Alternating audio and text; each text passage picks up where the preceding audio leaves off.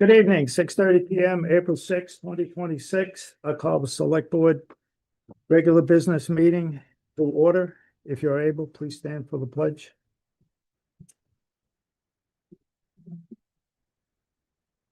Pledge of allegiance To the flag of the United States of America and to the republic for which stands one nation under God, indivisible, with liberty and justice for all. You sit next to me. That's not the meeting started. Yes.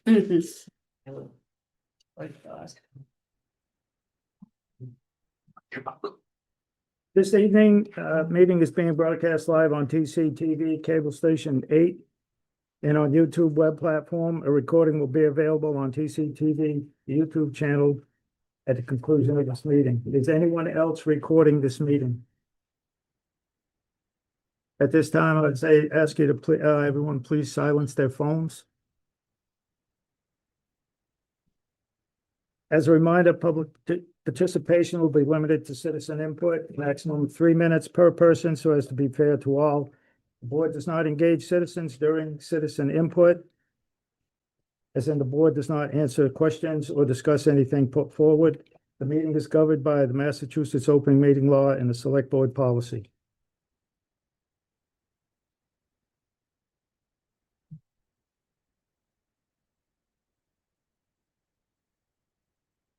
First item on the agenda, the prior meeting minutes of March 23rd, 2026. I would move to approve the meeting minutes of March 23rd, 2026 as presented. Okay. Any discussion issues with the minutes? Hearing none on the motion, how would you vote, Mr. May? Yes. Ms. Graves? Yes. Mr. Toth? Yes. Ms. Basso? Yes. Mr. Bennett is yes. Second item on the agenda is approving, executive session minutes of March 23rd and March 26th, 2026.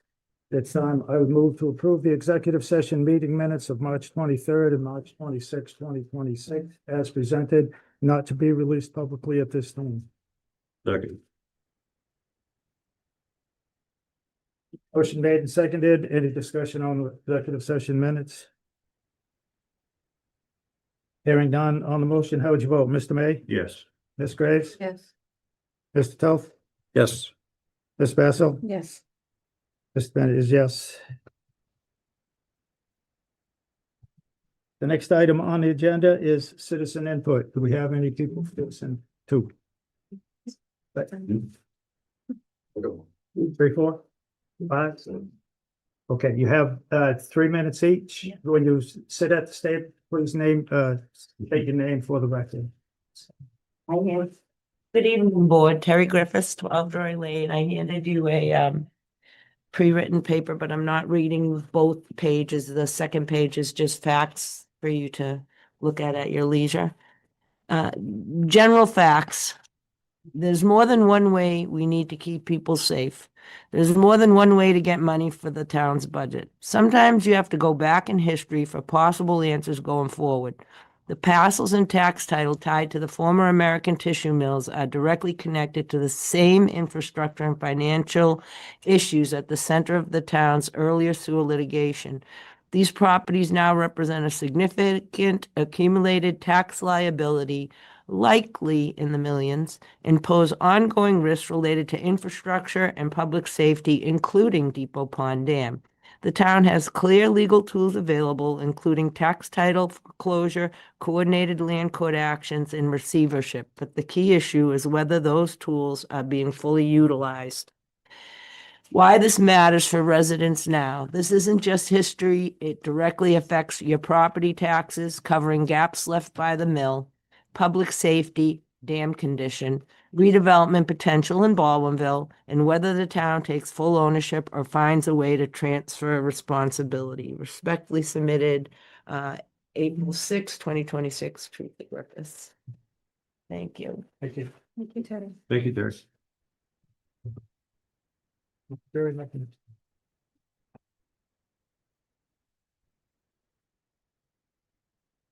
I'm Steve Drury, 18 Drury Lane, Templeton, Mass. Government is about checks and balances. And the fact of the matter is that all of you hold a key to a checks and balance. You don't have to vote for an override. You can just say no. If you do say no, the school board can't go forward. Okay? And if it ends up in the NDEA, that's good, because it should be a court case. Because it's time to stop the plundering of properties in Templeton. It's just that simple. And I don't have any kids in the school, and I shouldn't have to pay for kids, and I don't care about the kids. Okay, so I don't care about their roof. I don't care about nothing about that. Okay, and I'm paying a tax that's not fair to me. And I can go into what she just said is tax title, and I don't believe in that. The other thing that the board can do, and they never do, is they talk about abatements. You two, were concerned about the old people. Hey, the abatements are $500. While you guys been jacking up all the prices, okay? That $500 is nothing now. And it's meaningless, okay? You should be bringing that price up. In fact, Templeton has raised the age to 70, not 65, as the state does. And doing the research in the courts say that the state government, is responsible for the schools. That's what it says, okay? And just like the gun laws that have been presented recently, and that has credited everyone with the fact that all the permits that were being done were basically wrong, and now they're corrected. Well, that's what needs to be done here. You need to stand up. And this is what's going on in the state is a reset. They're all doing it, okay? And it's actually strategic. I'm going to drop this school teacher, and I'm going to drop that school teacher, and all the people read that and they go fear this and that. But the bottom line is that the school board can redirect their monies once you give it to them any way they want. They can say one thing now and turn around and do whatever they want. You can't say nothing. You only have the right to say no.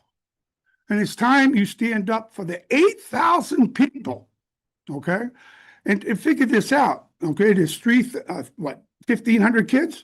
And there's 8,000 people. And everyone's maxed out.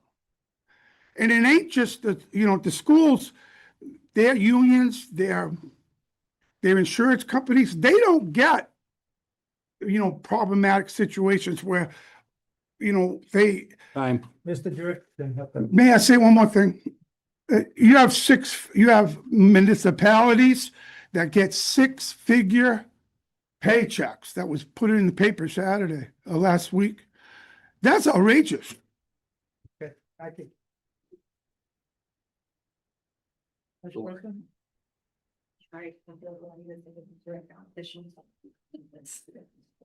Hello, I'm Jess Smith. I don't have to say where I live, 18 Old Ethel Road. I'm here tonight just to encourage the select board to support putting an override on the warrant.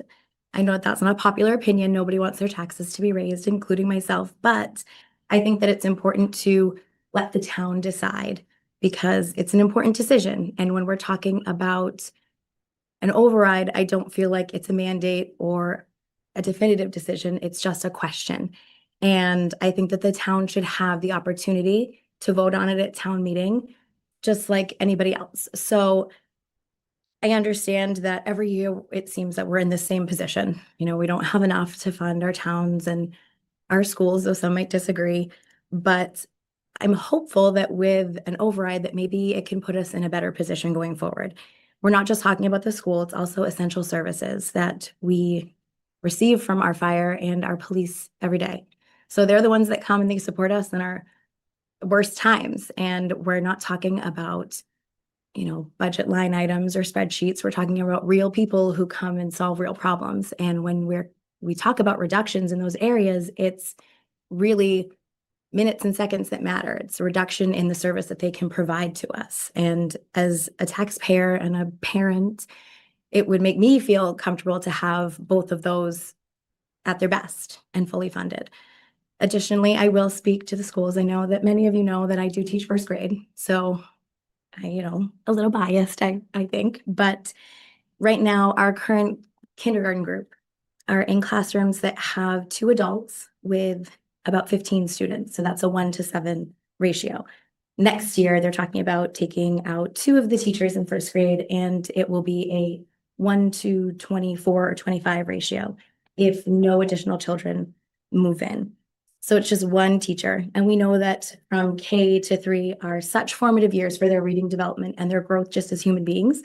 And it's really hard, not impossible, just not ideal to meet all those needs when you have 1 adult and 25 kids in the room. I know that there were some things that presented lots of staff.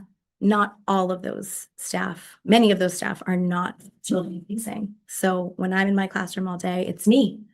And there's 1 other para. She's not for our classroom. She is to support 1. So it's just me. So I'm just asking that maybe we can go forward and put the question out there for the town to vote on. I don't envy your decision because I'm sure that this is a hard and oftentimes thankless job. But what it comes down to is that you're the representative for all of us. And I think that it is important to just put the question forward and let the town decide. Thank you. That's it. Thank you.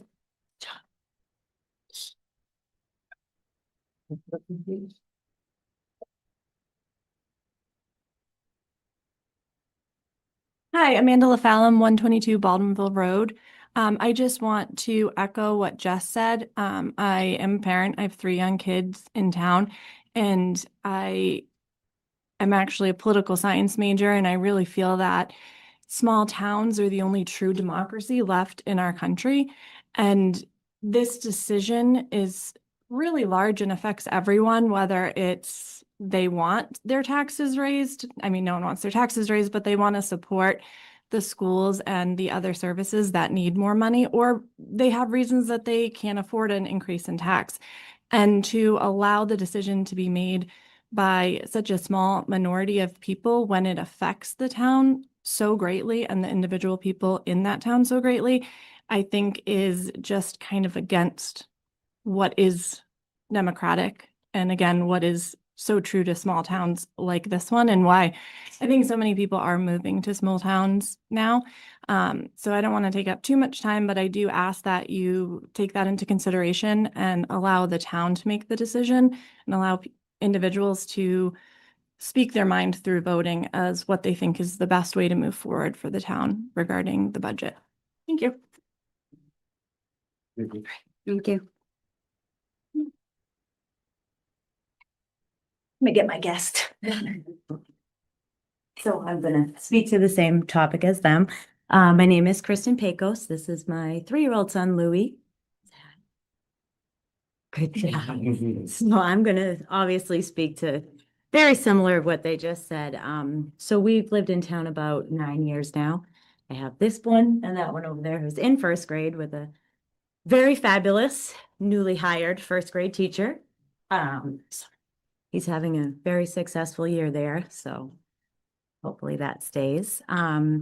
Just very similar to what they said. I just think that a lot of younger families who are moving here, what's important to them when they're moving and looking for a new home is the school system. It's one of the questions, sorry, something is not sitting well with me this week. It's one of the questions that when people are moving, how are the school systems? It comes up in so many groups that we're in with young children. And they just want to know that their kids are going to be supported no matter what. And my youngest one here is an ultra rare genetic condition. He's at the preschool right now, and he's doing fabulous at the preschool because they have small class size. They have a very good teacher to student ratio. So he gets the support that he needs without anybody extra because they have them in the classroom already. Excuse me. Special education is always the top of the list to be cut, and sorry, very emotional for him.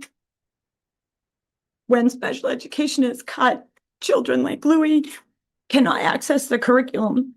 And what does he do from there? Where does he go? Where do I put him next? So I would just ask very similarly that we consider putting the vote out to the town. Let the people make the choice. I think people are moving here because, you know, the properties are lower than other states and they want to know, are their children supported? Are they supported? You know, when I'm home with the two kids and we have a medical emergency with two small boys, we have had a couple times, the response time was quick. You know, walked in the house, they recognized the boys, they helped them immediately. If the police and fire get cut, what do I do if there's an emergency and I'm only home, with two small children? It's just something to think about. I think a lot of young families are moving here, like I said, because it's affordable. They can maybe be okay with a little hike in taxes to get services that, you know, children like Louis need and deserve. So, thank you. Thank you. All right. We are going to sneak out though, because I only get so many minutes. Any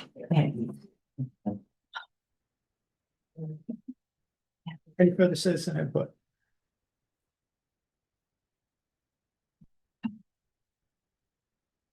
Next item up, town administrator comments, anything?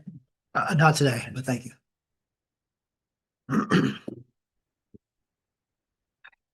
No one, no new employees?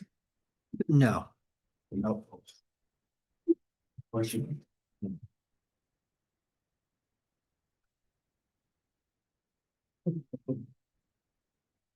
The next item on the agenda is, an appointment to, reappoint Shirley Smith to the Board of Registrars for a 3-year term.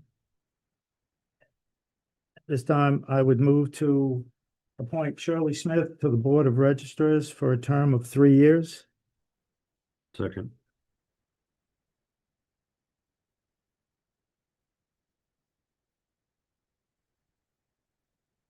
Any discussion on the motion?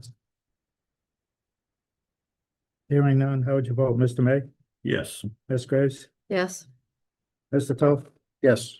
Ms. Lasso? Yes. Mr. Bennett is yes. The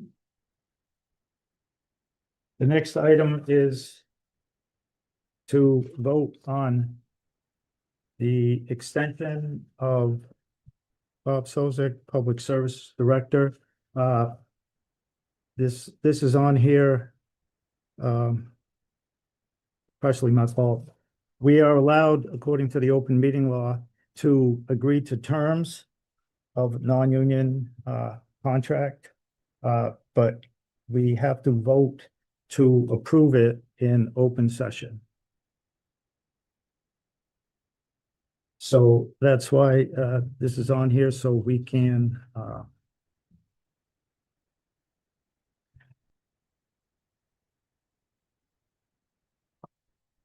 actually, I jumped ahead. You did. Well, you can, you're other chair. Well, we can just, there's this one. We'll do, what time is it? Yeah, we'll pass we have to do the open hearing.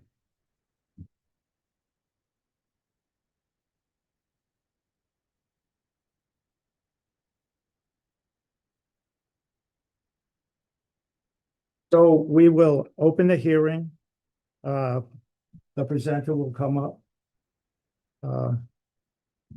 He will give his presentation to us. We will then hear from anyone who wants to speak in favor. Then we will hear anyone who is opposed. We have one item in writing to the board that I will read into the record. We have any questions as far as They have all that. Do you want it? clarification on the facts, but we will not deliberate until we close the hearing. Then the board will deliberate amongst ourselves. And that is for our select board operating procedures. After we hear for or against, if we have any town staff or board here, Then we can hear responses to our questions and any closing statement that the applicant wants to make. And hearing will be closed, and then we can deliberate. So at this time, I would move to open the public hearing for the purpose of a Class 2 dealer's license amendment for Franklin Park Enterprises LLC at 411 Baldwinville Road, Baldwinville, Mass. 01436. Moved. It's actually Templeton, Mass. I'm on this side of high school. Motion made second. Yep. Any discussion on the motion? Hearing none, how would you vote, Mr. May? Yes. Ms. Graves? Yes. Mr. Toth? Yes. Ms. Vasso? Yes. Mr. Fernandez, yes. Mr. Machete? First of all, I have been through planning. Planning's okay, the plans that I submitted for them, as far as, because it was expansion of the property, the business up there. But to give you a little history lesson. The property in question, are you all familiar with which one it is? Used to be MBW. There's an airplane out front. That's usually the easy way to describe it. I bought that from Mr. and Mrs. Putnam. It was MBW salvage. He built that place like back in the early 80s. It was virgin land. He bought it and built the salvage yard up there. At that time, the town had no zoning, no land use zoning. So whenever somebody wanted to put a business in, it was simply just go to selectmen's meeting and say, I want to do this, or whatever jurisdictions they may have had. And in this case, Templeton, they handle the Class 2, Class 3 licenses. They always have. And so at the time, I did speak to Billy, prior to him being deceased. And I asked him why he only wanted, why he only said 25 cars. He goes, that's all I wanted to put out there. So that's how they labeled it, 25 cars, no more than 25 cars behind the sign. That's how detailed it was, because we had dimensional zoning, that's all we had. But now that the town has actual use zoning, I feel it's inappropriate to number the amount of, basically numbering the amount of business I can do, because there's no other permit or application or anything, even like the planning board. We don't limit our businesses to any certain size. As a matter of fact, if a car dealership wanted to come in, the bigger the better. It's more revenues, it's more jobs, it's more everything. So basically what I'm trying to do is that I'm trying to sell Class 2 vehicles, which are they're not salvage vehicles, for just everyday used cars, trucks, equipment, whatnot, out front, because the site is permitted to do salvage on the entire site. And so rather than expanding out front with salvage vehicles, because we have anywhere from 1,500 to just been up there, a couple thousand vehicles up there at any time that nobody even knows about, because we're so far off the road. And that's the way I like it. But we like to just do the used vehicles down front, off of Ballsville Road. And that's what I'm trying to do, is take the restriction of the 25 cars off of it. Because I already went through planning, and that's really who has the jurisdiction as far as for site layout. Because until we had land use zoning in 2006, sorry. Well, it's been that long, 20 years already. You could put a gas station next to somebody's house. It didn't matter, where now we have land use zoning, it makes a big difference. And that is zone commercial industrial up there. So it's definitely within my rights as far as for usage. So that's what I'm trying to do. I'm just trying to sell some used vehicles out front instead of, because we're not going to do salvage vehicles. By no means. I try to, it's still my town too. I care about my town. I want to make it, keep it looking good, but same token too, doing everything I can do to keep jobs in town. And we have 5 different tenants up there now. So it's kind of becoming like a small little commercial park, and it's working. So, and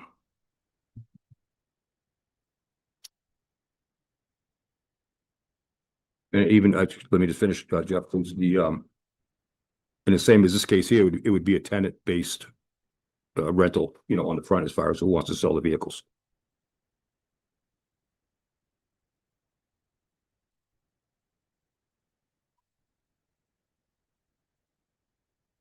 And Jeff? How many cars do you plan on? So do you have a number? It's 25 now, I know. Yeah, there's 25 now. What the old license. Like the lawn, like up on front, like behind the plane, the upper lawn, what have you. We maybe get like, we could probably put like 80 cars up there, do it. Cause you want to park them correctly with a row in between, so you can actually take a car out without having to move 3 cars. I don't want to just jam them in there. We still might make it look presentable and, client friendly. And then maybe down the lower lawn, we might do some tractors or equipment or something like that, so it doesn't need as much traffic to go to it, Right. Just trying to keep it organized.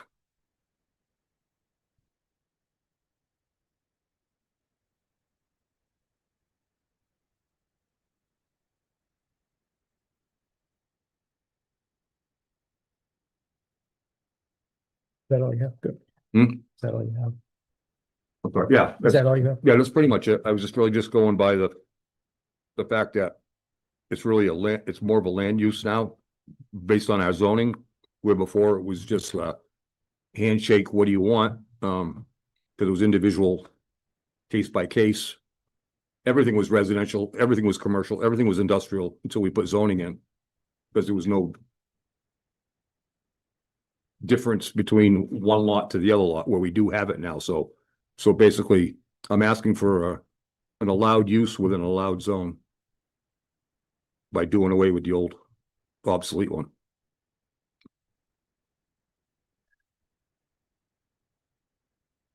And that was changed from residential agricultural 1 to Commercial industrial. commercial industrial, I think, back in May 15, 2019. Yeah. Article 14. Yeah, it goes from the highway barn to Brooks Road, as far as it's all commercial industrial on that side of the street, the highway barn side, my side. Is there anyone here who wishes to speak in favor of this?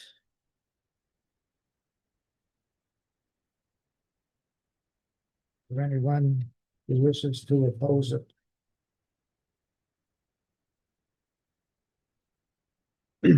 We do have one resident who emailed in, was not able to attend. It's from Laura Sanders. To whom it may concern, I am writing to formally oppose the petition submitted by Kirk Machete for Franklin Park requesting an amendment to a Class 2 motor vehicle dealer license to expand the number of vehicles permitted on the property.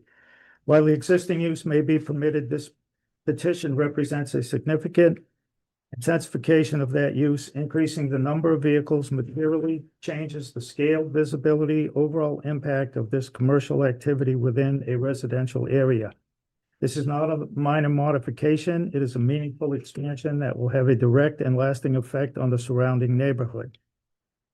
This proposal constitutes a commercial intensification that warrants careful scrutiny and should not be approved without substantial mitigation. When we purchased our home, the surrounding environment was consistent with a residential neighborhood. There were no buses being dismantled, no accumulation of junk vehicles visible from the street, no suspended aircraft structure or similar visual obstruction in the front of the property. The presence of a plane suspended in the front yard is a significant visual intrusion and an eyesore that is inconsistent with the character of the neighborhood. Had these conditions existed at the time of purchase, we would not have chosen to buy in this area. The current and proposed expansion request represent a substantial departure from the character and expectations of the neighborhood as it existed when we made our investment. The proposed increase will create a substantial visual intrusion, introducing larger, more prominent commercial presence that is incompatible with the established residential character of the area. It is reasonable to expect that this type of visible commercial expansion will negatively affect the desirability, marketability, and overall value of surrounding residential properties. The likelihood of diminished property values is legitimate and foreseeable concern for abutting homeowners. For these reasons, I urge the town to deny this petition. If the town is nevertheless inclined to approve the request, I respectfully request that any approval be conditioned upon strict and enforceable mitigation measures to protect the neighborhood. At a minimum, these conditions should include Installation of a continuous dense year-round evergreen buffer of sufficient height at planting to fully screen all vehicles from the street and neighboring residential properties. A requirement that no vehicles be visible from abutting homes or public ways at any time. Limitations on the total number and placement of vehicles to reduce visual and functional impact. Strict controls on lighting, including fully shielded downward-facing fixtures to prevent spillover onto neighboring properties. Restrictions on signage size, placement, illumination. Reasonable limitations on hours of operation to preserve the residential nature of the neighborhood. Absent these protections, the proposed expansion would result in a clear and measurable negative impact on the character, livability, and property values within the neighborhood. I respectfully request that the town carefully consider the cumulative impact of this proposal and prioritize the protection of established residential areas and the homeowners who reside within them. Thank you for your time and consideration. Sincerely, Joe and Laura Sanders, 424 Baldwinville Road, Templeton. I will note that in the site plan approval from the planning board, they do have conditions listed. That is their decision, and that's why it goes there before it comes to us. There is things for lighting is going to be inward facing. Most of the things that It's stuff being, the stuff that petition we enforce the proposed planning board all the time. has already been approved and it's in the paperwork. So that is all taken care of. Again, that happens before it comes to us, and that's why within the packet of the information, it is signed off by the planning board before it comes here.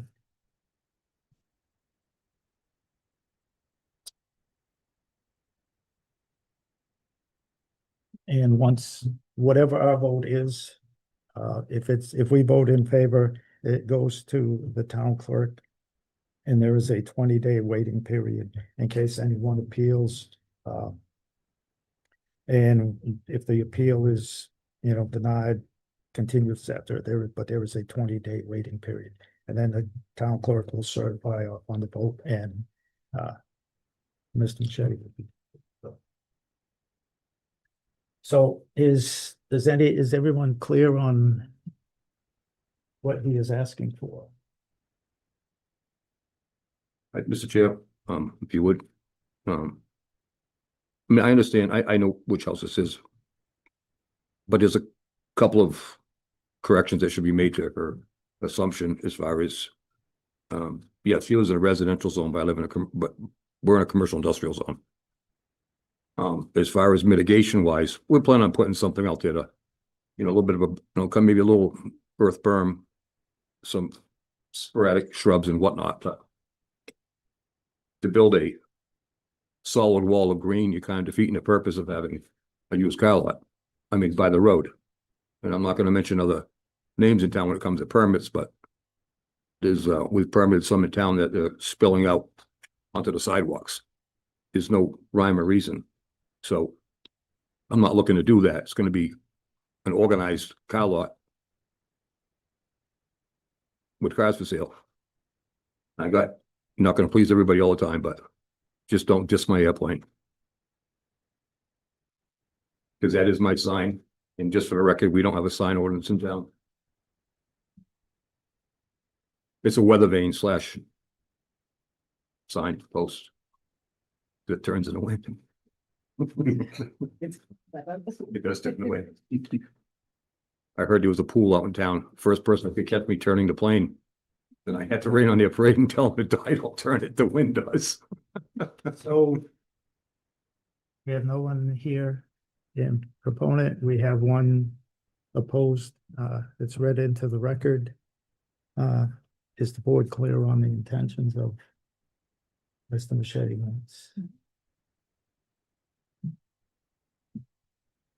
So at this time, I would move to close the public hearing regarding the Class 2 dealer's license amendment for Franklin Park Enterprise LLC.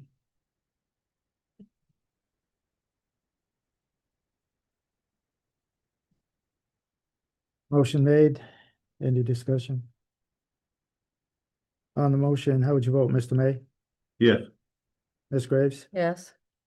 Mr. Toth? Yes. Ms. Basso? Yes. Mr. Bennett is yes.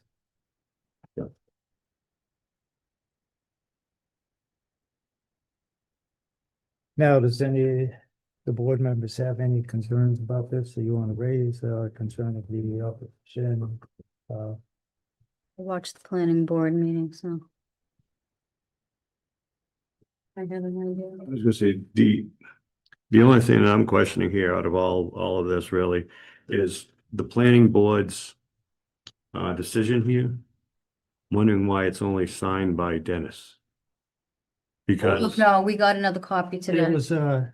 this, Lori's son got the signatures Thursday and sent them over, so it has been signed. okay, so we have the proper amount of. We had to come back there to sign it. We have Okay. the Okay, Lori doesn't, right there, she didn't. Mr. Chair, I just have, the only thing I have is just one. I left a couple packets or a packet for each of you, on the front. I believe in that packet, Mr. May, you'll find an updated version of, the planning board's document with 3 signatures on it.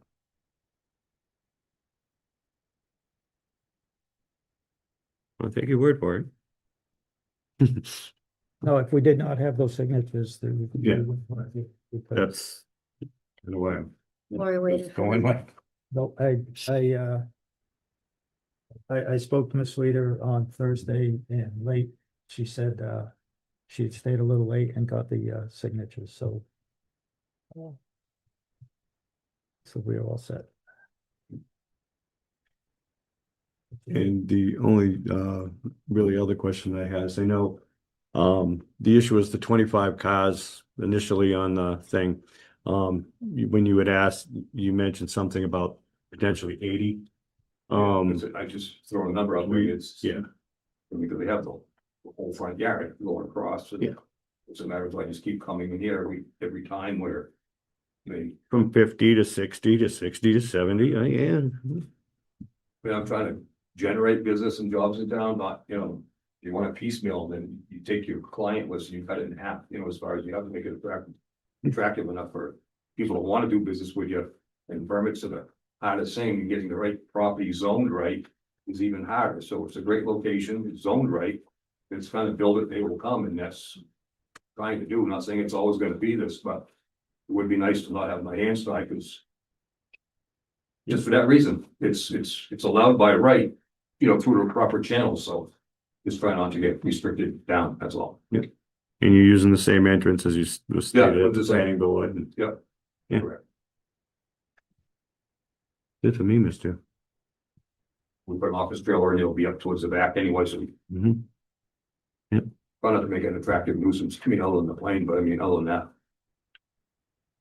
We put a split rail fence, we want to make it look good too, try to keep the curb appeal. Well, you want to have appeal, yeah.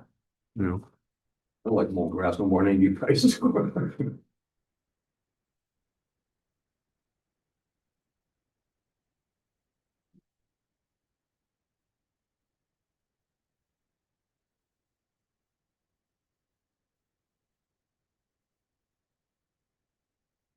We did get all the cards back, all the two. And the mailing list was like 40, 50, but went up, so. Everything back by two of them. The people were notified.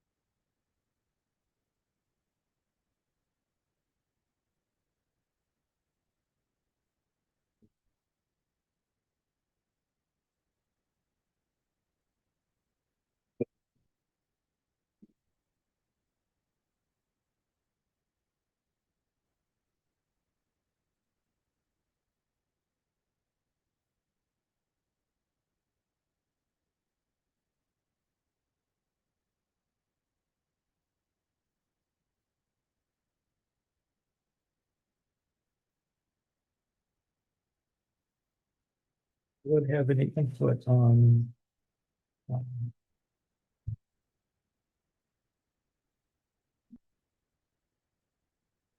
the application or the cars? I asked that because the building inspector, who's the zoning enforcement officer, states the increase in capacity from 25 to. Do you want to set a limit or?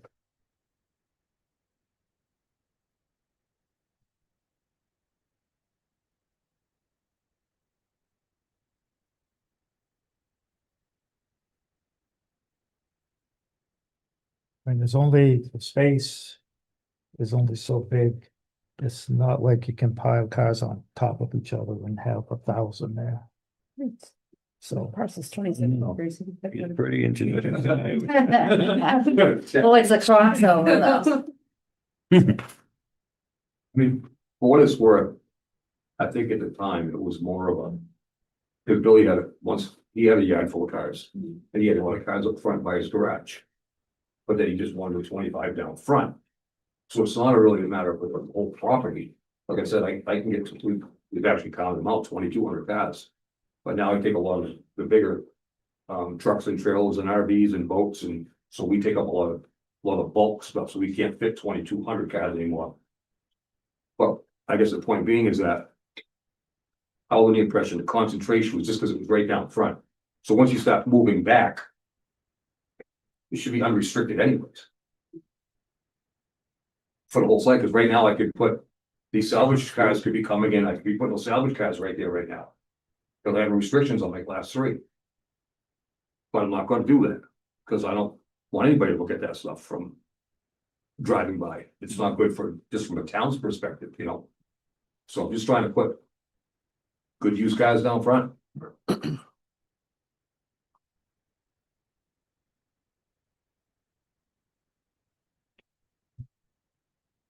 I mean, how many cars do you put in high school, the front park lot of the high school? What do you have for road frontage? Road frontage, Yeah. like 1,000 feet or something, 700-800 feet anyways, I think. What do you think that? I went all the way from Bacon's building all the way to the gentleman right behind, across the high school.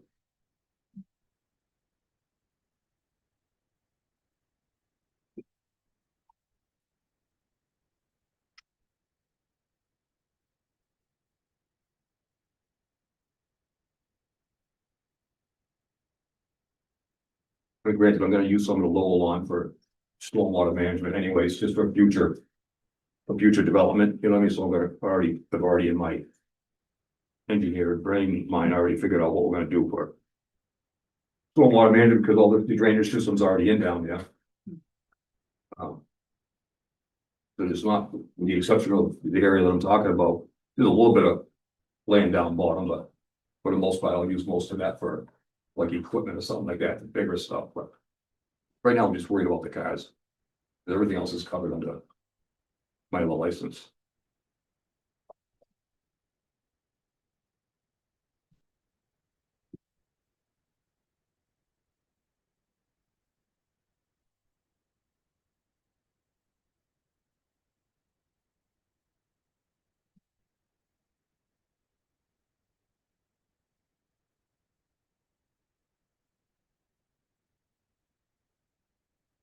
I just want you to keep an open mind when it comes to voting, and you're setting a precedence too. So forget corporate America, who wants to invest a whole bunch of money in town, coming in and put a dealership or something like that, and you're setting it down right now, you're setting the precedence right now, No pressure. you know? Huh? No pressure. Yeah. No, but I'm just saying, but that's how it works. I mean, that's like, for me, with a planning board hat on. You don't look at today, you look at tomorrow, you look at generations to come. You gotta look in decades, not in days, as far as what are we doing, just gonna work. You know, the less commercial industrial land you don't use, the more you need. The more you need to find.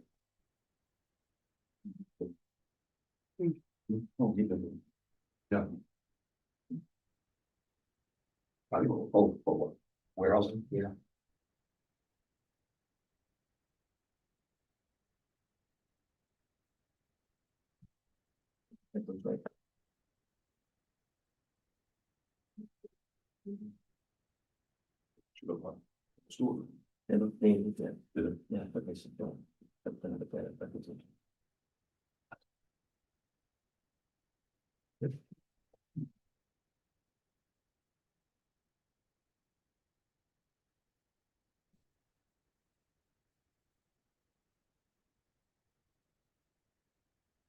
Any further questions? Thanks for concerns. At this time, I would move to approve the amendment for a Class II dealer's license for Franklin Park Enterprise LLC at 411 Ballinville Road, Ballinville, Mass. 01436. To increase the number of cars equipment from the present number of 25 cars to allow for the expansion of the parking lot on this day of April 6, 2026, and for this to take effect in 20 days, April 27, 2026. Second. Any discussion on the motion? This is gonna be unrestricted. Then, As far as restricted amount of vehicles. as much as he has room for in his area. Unless you want to amend it and put a restriction number. Please, if I may, the restriction was because the ones you want to put by the street. Right, yeah. So all these other ones are going behind it. So I just didn't want to be out there on a technicality saying, so it's been 125. Was it 25 behind the sign? Right. So I'm just trying to get it politically correct, so it doesn't, every time somebody looks at that permit, it kind of like, it's an interpretation of it. No more, and plus when I go to auctions, I'm showing to they're reading all the language on it. I put 25 cars in your lawn and I'm, 4 states away. It's like, it's irrelevant to my class 4 license. Understood.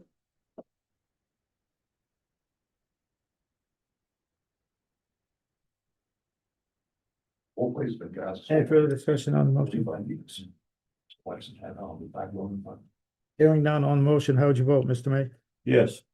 Ms. Graves? Yes. Mr. Toth? Yes. Ms. Basso? Yes. Mr. Bennett is yes.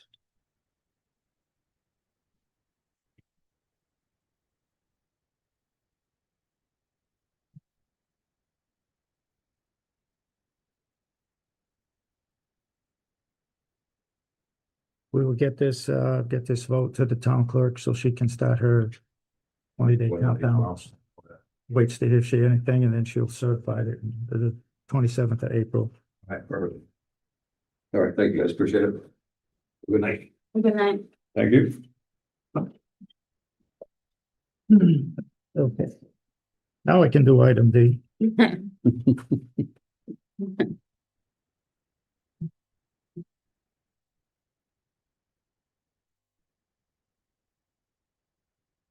So as I stated, under the open meeting law, executive session, item 2, while a public body may agree on terms with individual non-union personnel in executive session, the final vote to execute such agreements must be taken by the public body in open session. I would say, I would opine by, my thought is that we did an executive session, vote and agree on the terms of the contract. With a majority vote. So now what we need to do is to consider the extension of the contract in open session. So at this time, I would move to approve the contract extension for Public Services Director Robert Sozik until October 19th, 2026. So moved. Motion made and seconded. Any discussion on the motion?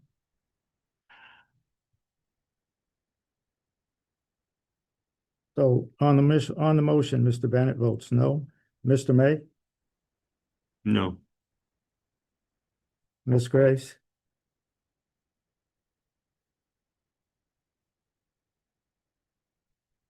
Yes. Mr. Toth, No. Ms. Basso? Yes.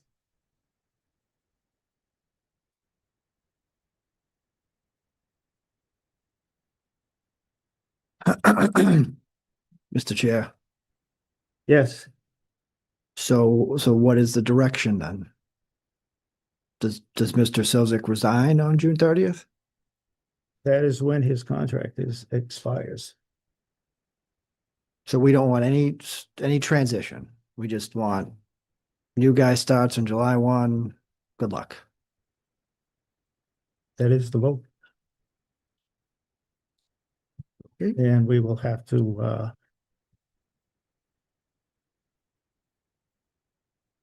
get the job description and advertise ASAP, I guess. for that position. So does the job description have to come to the board for approval, or can I do it in post based off of money that we have in the budget for FY 27? I believe there is a job description in the Jacobs, what the heck was that called? Compensation plan and study. Yep. What if it lacks some of the things that Mr. Sozik's currently doing? Am I allowed to make those changes, or do I make those changes? And bring Yes, them to you? because I believe you're acting as the personnel in your job description as well. All right, so the board's okay with me drafting the job description and advertising? Consensus on the board? Yep, I'm fine with it. I'm fine with it.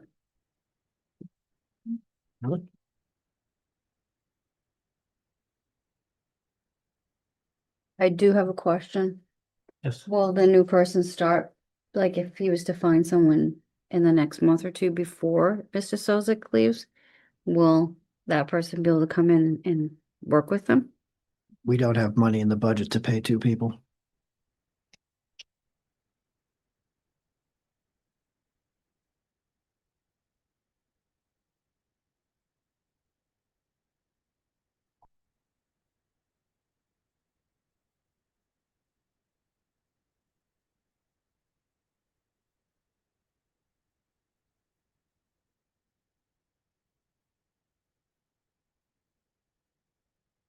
The next item up, item E. There is one donation in the packet placed on in front of me. This is from Jackie Prime. Dear Select Board, please consider a vote to accept the following donation. Excuse me, from Don Esposito. $700 to sponsor a meal in memory of her mom, Claudette. St. Patrick's meal was held in loving memory of our very own Claudette Esposito. If you ever received a call from our center on your birthday, you spoke with Claudette. She was an active volunteer for many years. Her warmth, kindness, laughter, and generosity will echo through our halls for many years. She touched so many with her generous spirit. Claudette daughters, together with her senior center friends, honored her memory, enjoyed her favorite meal as we reminisced about all the fun we shared throughout the years. Signed, Jackie Prime, Community Services Director. And in our packet, there is also from Jackie Prime, please consider a vote to accept the following donation to the Templeton Senior Community Center from David and Elizabeth Lutchford in an amount of $50.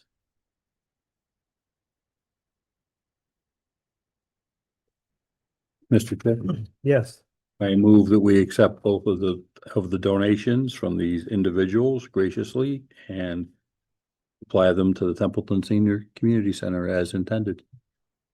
Second. any discussion on that motion? Hearing none on the motion, how would you vote, Mr. May? Yes. Ms. Graves? Yes, and a thank you. Mr. Toth? Yes. Ms. Vasso? Yes. Mr. Bennett votes yes. And to both of those individuals, thank you very much. It's continued amazement with the number of people who come forward and donate very generously to the senior center. It's donations have been on our agenda this year for, there's been more than in recent memory.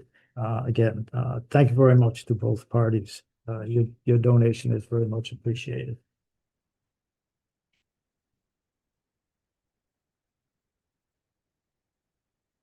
Next item on the agenda is oversight of the town common.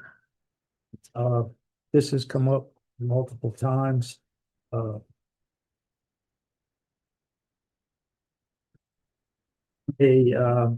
sent in an email to Ryan Holmquist, Town Council. Town Administrator had also inquired about it. It came in, late as he was leaving on vacation.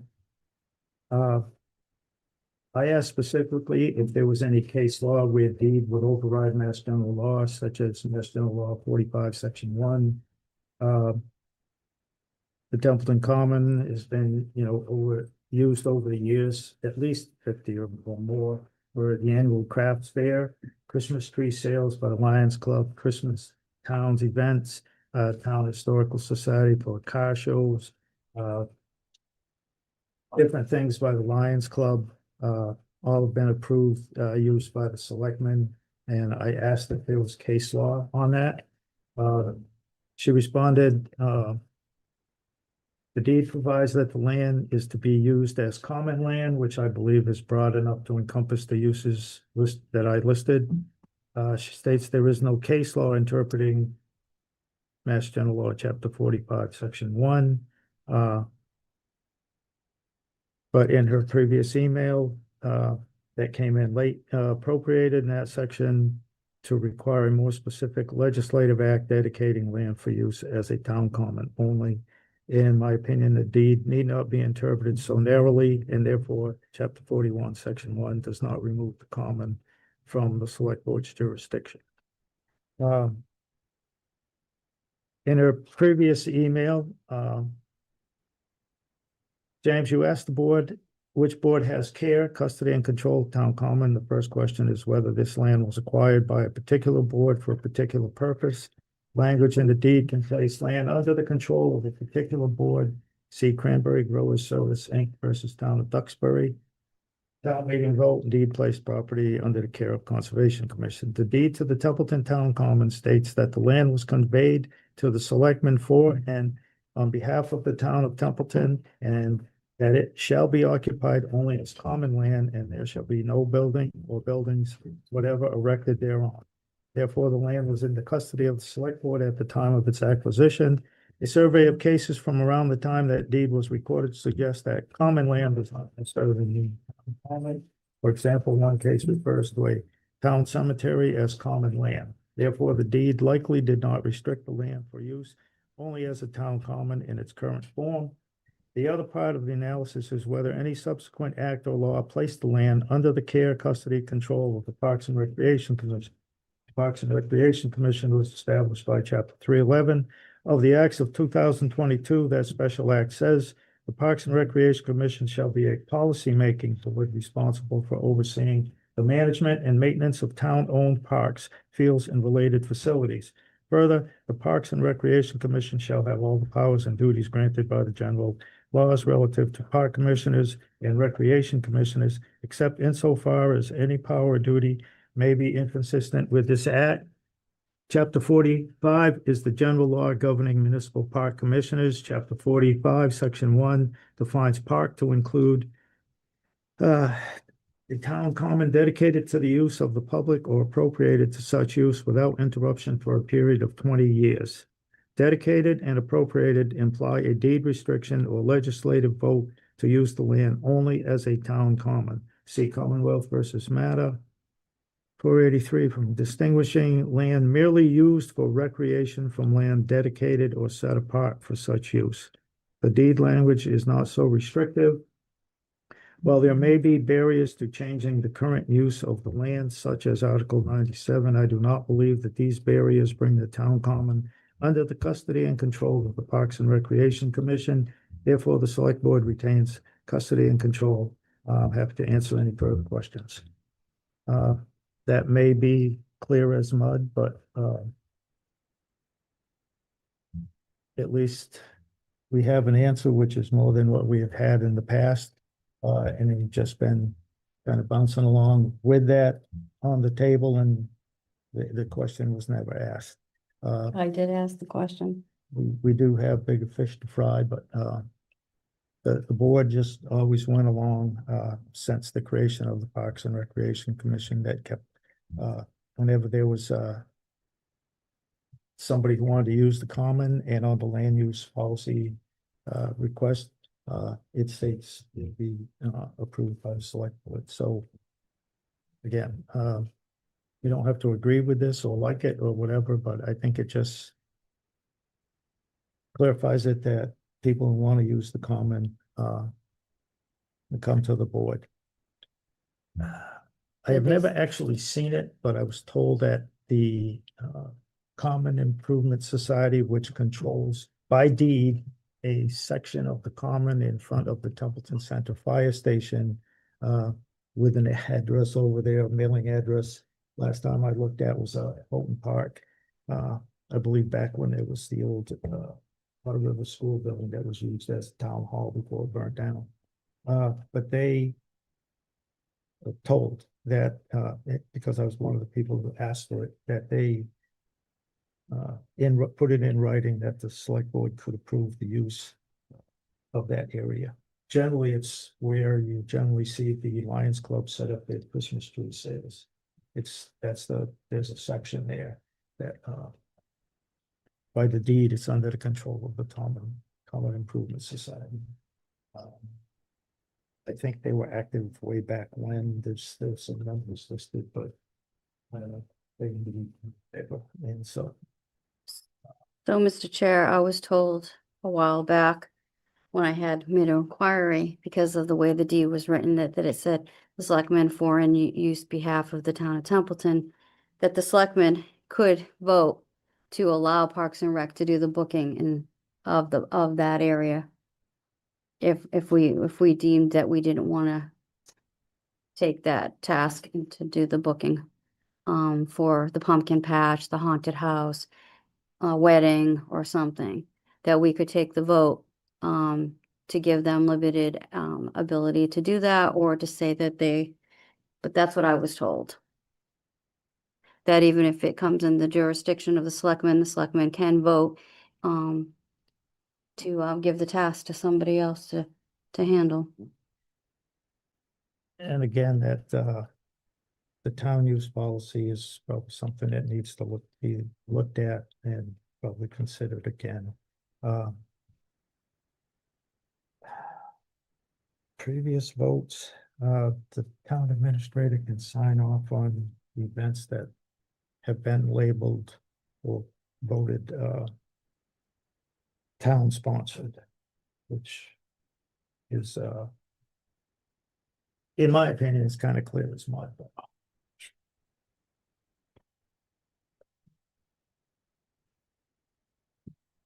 So again, at least the question was asked, and we have something that says, well, we can keep doing that unless down the road if we want to do something different.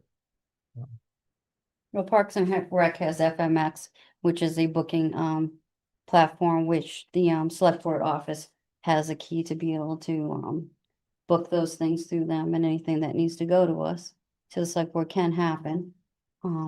And those things that, like the haunted house and pumpkin patch that have come before us before, if that's, you're saying the town administrator can just sign off on them. That would be something we would discuss with the Conservation Commission. So the next item, G, is the town meeting warrant. I'm just, Town administrator? So you have an updated warrant in front of you that came back from town council. They just fixed minor grammatical things. I also added to that, sorry, I got allergies. They also added to that warrant the stormwater regulation, but there was some discussion back and forth that because those are just updates to a regulations of a bylaw you already have that actually might not need to go on the warrant, and the planning board by its statutory authority might be able to do that on their own, but there's some minor changes coming from Fuss and O'Neill that Ryan Holmquist of Harrington Heap would like to look at one more time. So it's on there for now, but when you vote, I might recommend to you that you vote to approve the warrant pending Fuss and O'Neill and town council changes.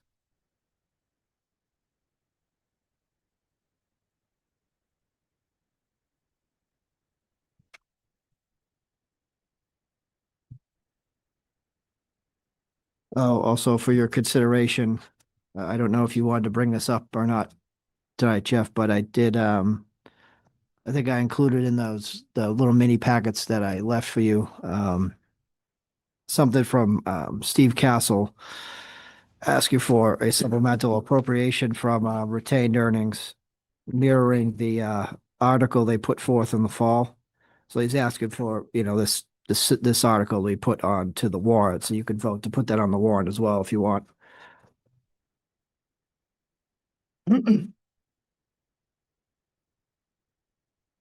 On the copy you gave us, James, does it have the free cash stuff in it? Oh, yeah, so I also, it's a good reminder. So, the Friday before I left, following our meeting, here's my copy. I think I added some changes, that were discussed at the meeting, the prior night. And so some of those were the free cash thing, so $7,000 for the, bullet resistant glass. Was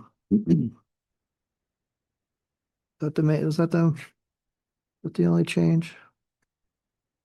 So it was, yeah, it was the glass, but we had never, like the windows, what are they, like 40,000 for these windows, or plus we have that grant that we might lose for I don't understand. We're getting a truck, but we're having people in this building have space heaters up in the electricity, and we're not gonna consider putting on the warrant instead of a truck, the windows or the parking lot has such potholes in it. We're not going to, I mean, between the parking lot, the windows in this building, the little the little doghouse out there, the 7,000 for that, I mean, I really don't understand why we're doing a small utility truck when all these small things that we have are really 100% needed, and some of them are gonna cost us more money in the long run. It's gonna cause vehicles getting injured in this parking lot. I mean, some of the gaps are pretty bad now that the weather's starting to come up, you're starting to see it. And then you have the doghouse, I mean, that's just gonna leach into the basement. And then you have the windows issue. I'm just not understanding why we're going for a truck when we just got it. Didn't we just get a truck? I just don't understand why we're going for a truck. Like, when did the selectmen vote for a truck?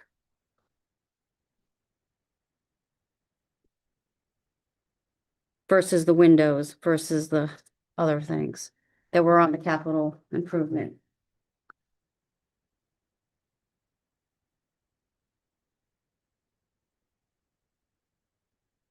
Well, if we vote on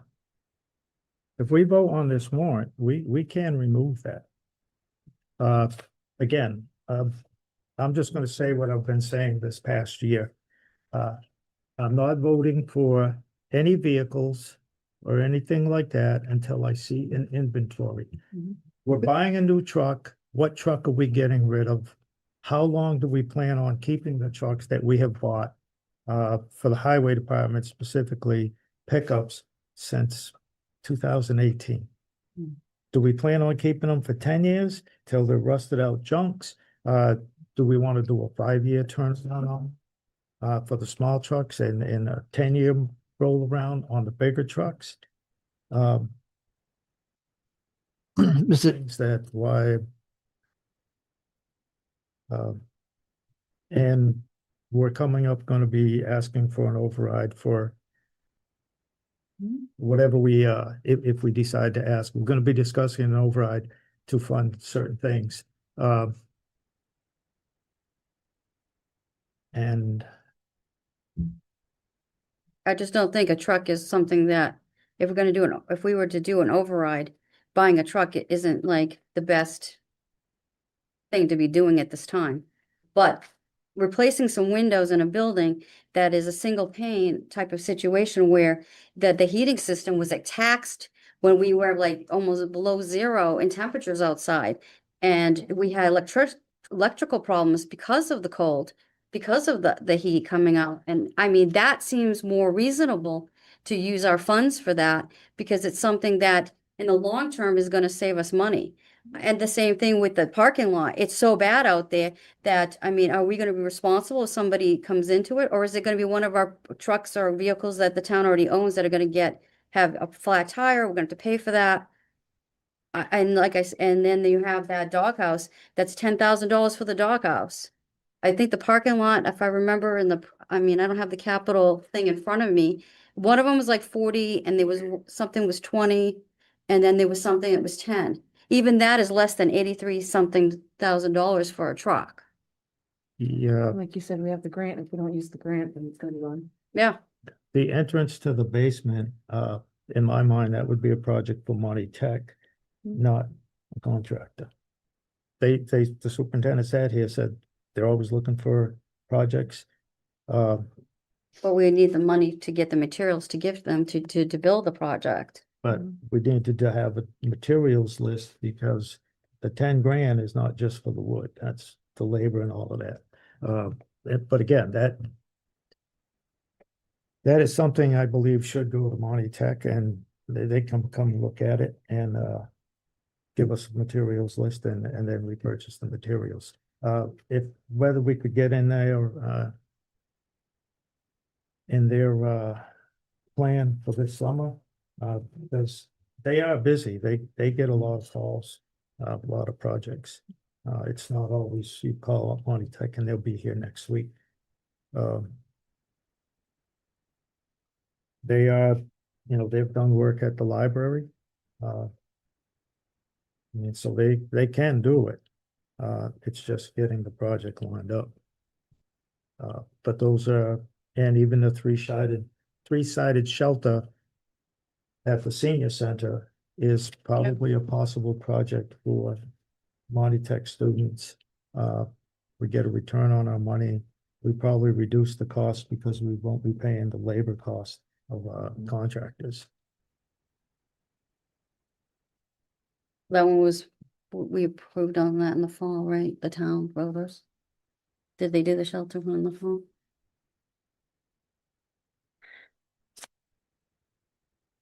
Yeah, I think so.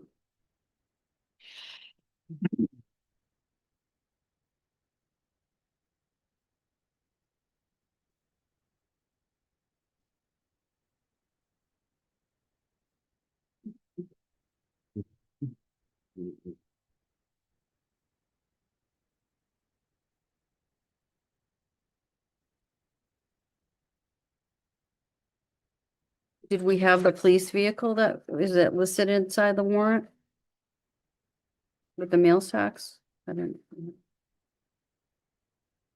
The police vehicle is just inside the operating budget. not- Yeah, it's not always free been cash. on the warrant. Isn't it always been on the warrant in the past? Yes. Our town has always voted up for it as a warrant. It's paid for out of meals tax, so it's just in the operating budget. That would be a personal preference if you wanted to pull that out. Yep. Yeah, I think it should be on the warrant, since we always traditionally do it.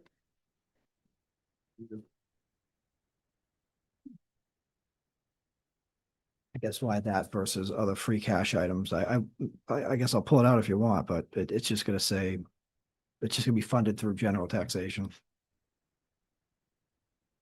Taxpayers' money. We should clearly have a say. A say if they want a new vehicle, no. I mean, they can make line item amendments to the omnibus budget if they want.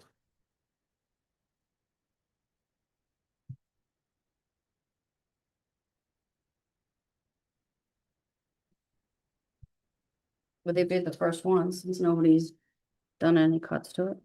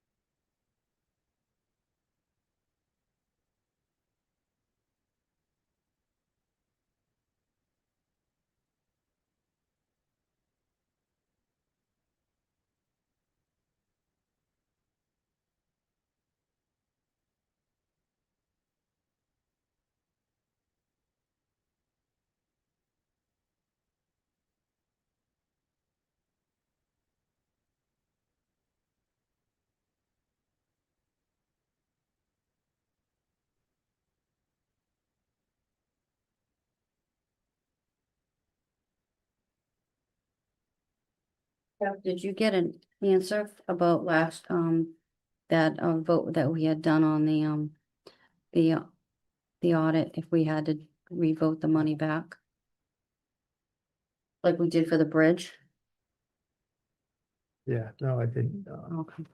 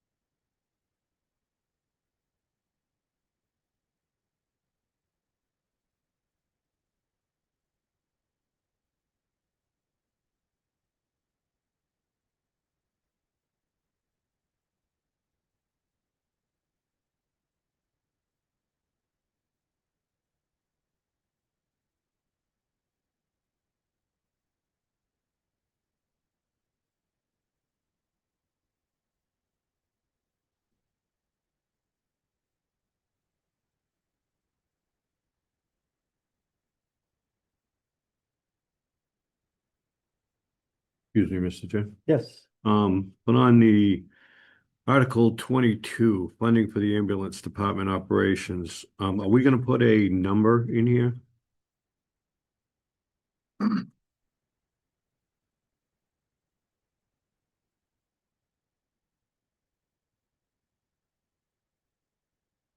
Because past history says the taxpayer likes numbers, not voting on just open articles.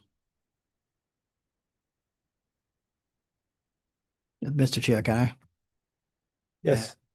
So as we discussed a couple meetings ago, it was suggested by Harrington and Heap, which is what I presented to you, is the warrant without the numbers will be in the motion. The warrant is just a notification that these topics will be discussed. You don't have to have the numbers in the warrant, and that gives us more time to make adjustments. So you could post the warrant, yeah. And then Mr. May gave me the okay sign, so I'm gonna be quiet now. No, I just, No, be quiet, I was just No, I understand that you get it. saying, so- I just, no, right, I just wanted to Yeah. get that out there again.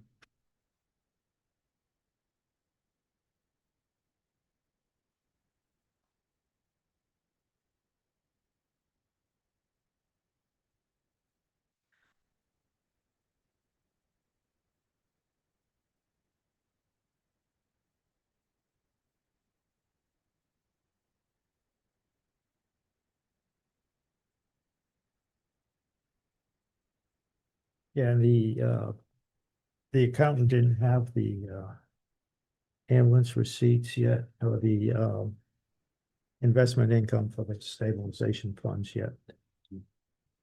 No.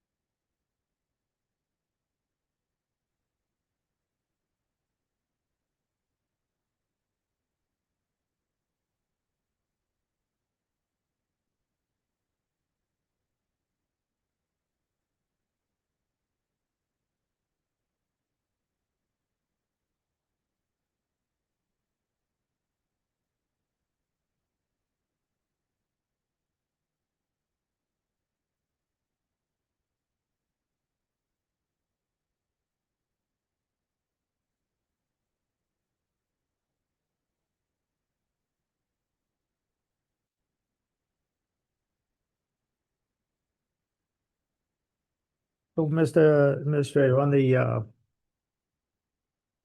TCTV retained earnings,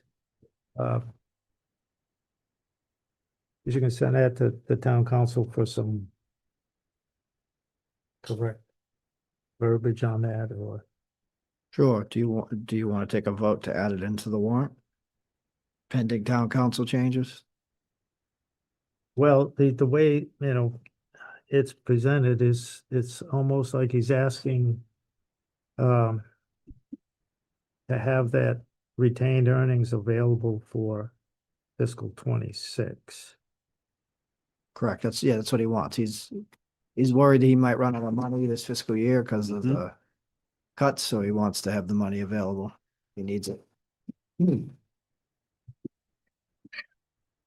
This is the one that didn't, that passed but didn't pass because the free cash wasn't certified at the time of the Yeah, the vote. retained earnings weren't. Yeah. Yeah. And DOR won't let us do, Right. we asked. So he's asking us to what, revote it so that it's legal so he can get to get the money.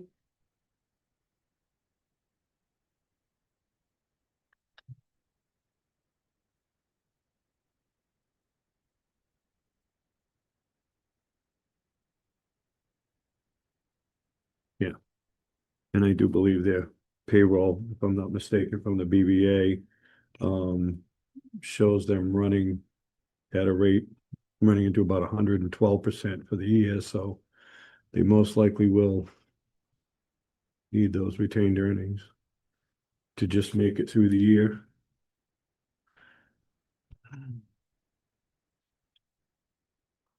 Under the present. Yeah, Mhm. that's what I noticed today. Yep.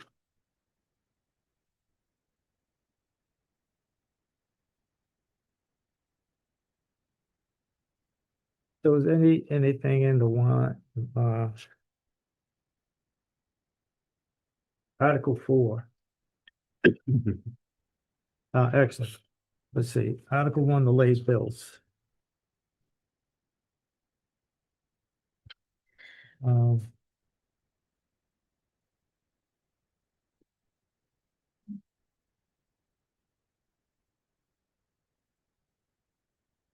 What will these bills be paid out of fiscal 26?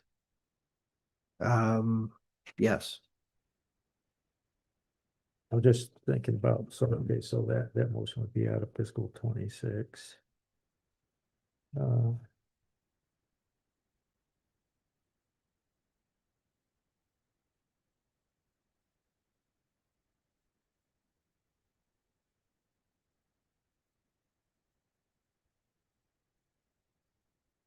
And number 2 with the public services, that's the iron out the 30, local 39. Yep.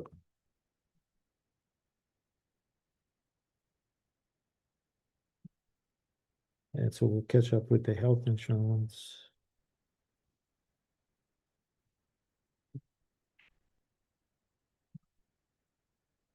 Deposit to capital stabilization.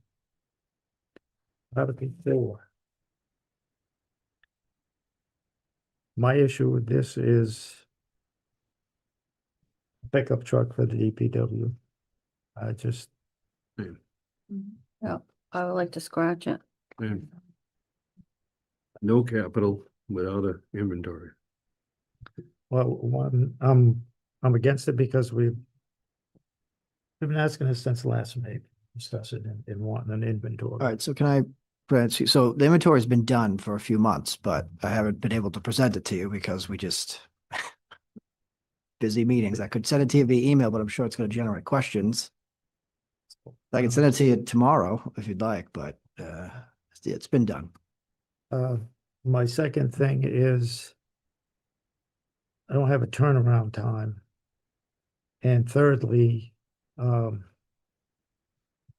before we buy any vehicles, when we're trying to tell people that the budget is tight, and we're not the only town doing this right now, Athol, I don't know when their polls close off the top of my head, but they voted today. And that might give an indication how things would go on our annual election Um,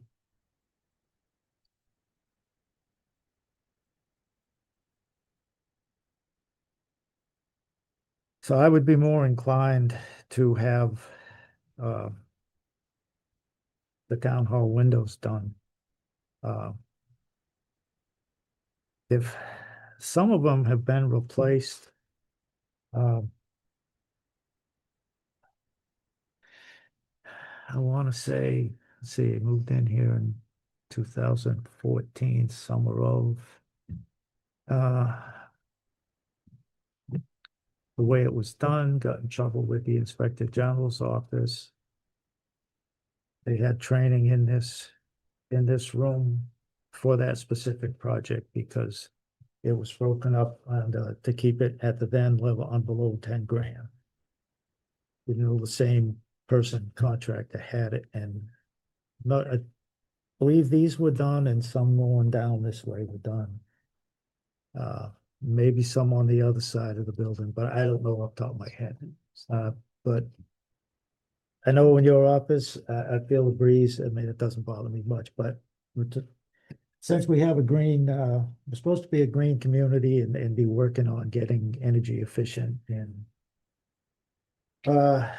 in the budget, I think all the heating oil prices were increased about 3%, and who knows where they're going to be when we buy oil, when you buy oil, or what the bid is going to be.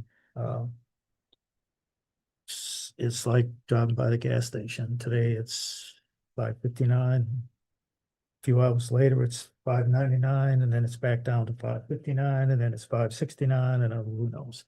But to me, that would be a better move. And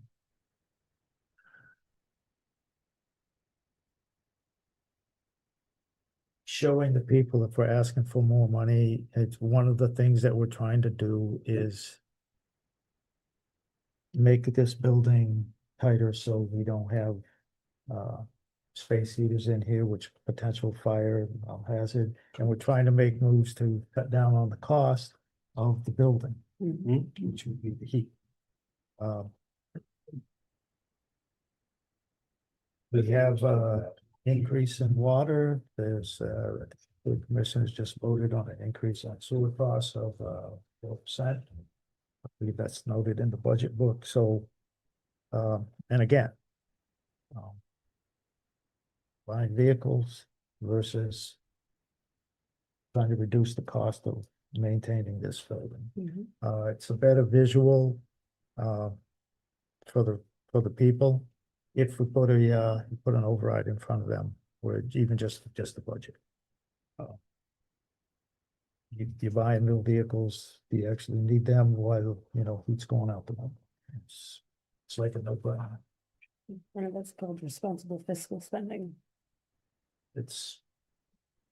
Yes, we are. It's supposed to be our fiduciary responsibility. Mr. Chair, I'd have one other point that I'd like to make. Yes. Regarding the special utility vehicle, on top of the fact of the inventory, I'm skeptical about buying a vehicle for a department that's going to have a change in department heads. Because in our last change of department heads, we changed all the equipment after he was in. We were going with 450s and 550s, plow trucks, and we were going to have a uniform set of vehicles. And then we needed 10-wheelers after we changed. So just a little bit leery about buying a new truck and saying, here, this is what you need. And he goes, no. So just another point.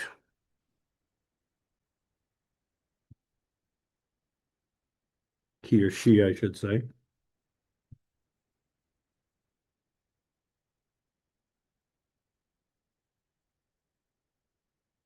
So, I know what my thought is, my vote would be, but, I'm hearing a consensus, Mr. Toll?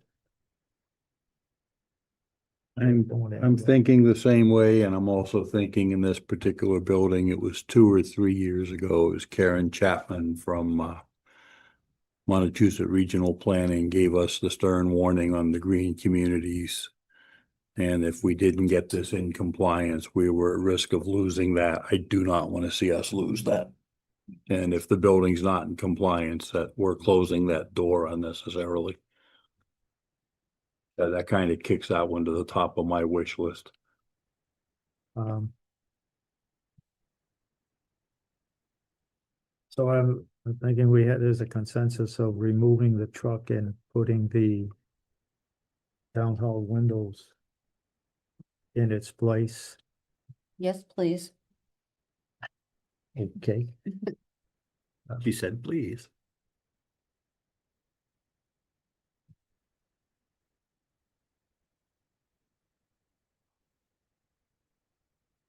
Those have all gone to CIP already.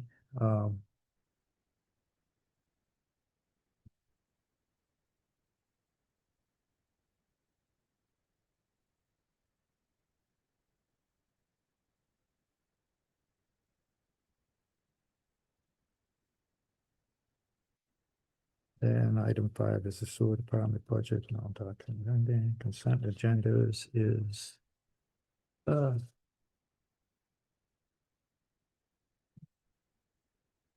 report of town officers and town committees and spending limits for the revolving funds.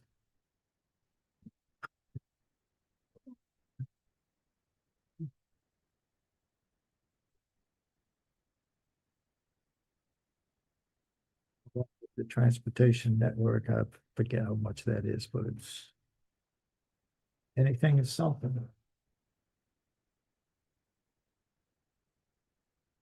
And Article 7 is placing the monies into various CPC accounts. Yep. And Article 8 and Article 9 is expending of CPA funds. Those have to go on the warrant. We don't have a choice on those. Again, Mr. Chair, the $80,000 for the new police cruiser that's from the meals tax. That should be on there as well. Well, that's the thing for the budget. I don't know if we even want to do that. If we're gonna tell the people that the budget is short this much and we're asking for more money, in my view, we should be putting off doing things. And we need to be prepared to, if an override vote fails, because at best, I think it's 50-50. I could do that, but Original cost, $80,000, that's another. Yeah. yep, again, it's and replacing that officer who's leaving may not even be in the books if, you know, if the money's not there. I mean, we've discussed it. So like $1.3 million to whack out of the budget.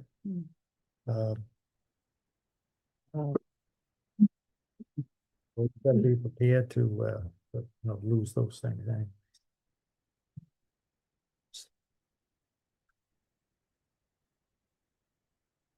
And again, if we're buying that, which one of these is going away and like that. But that's in the budget. So.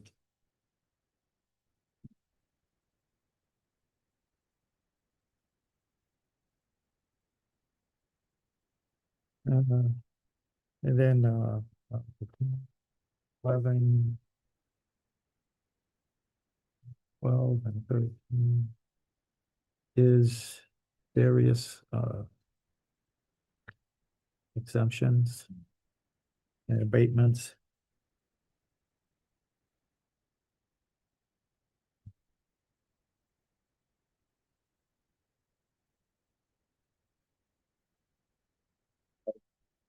Exemptions for blind persons. There's cost of living for the 17B, but seniors, spouse, and minors, that's all according to statute.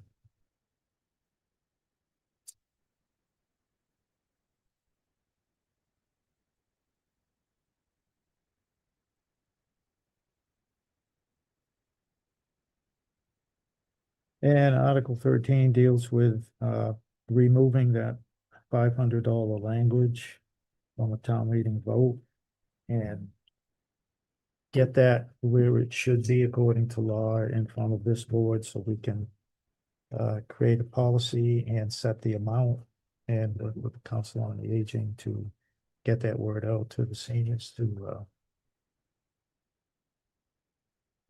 utilize that program and expand what they can volunteer for. Because that is our right and duty by law.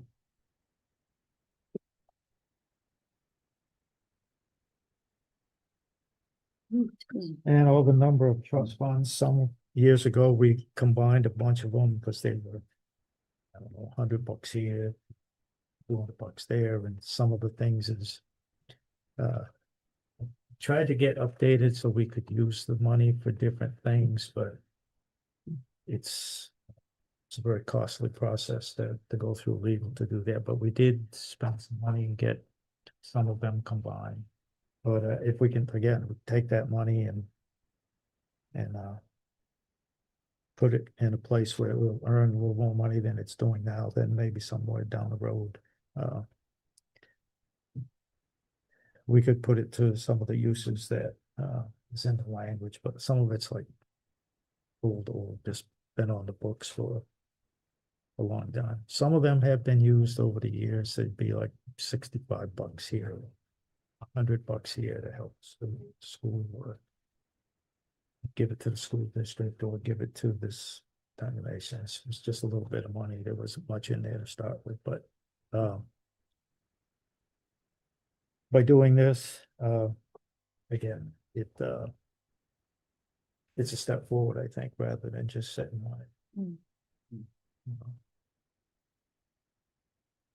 The again, Article 15, the tax title collection revolving fund. When you do tax title and when some of that fund is coming, it can be, again, this has been talked about. And some of those fees that'll be paid can go into here, and then that can lose some of the tax title on the land court stuff, and it won't be a big hit, hit on the budget. Because in the past, it's been,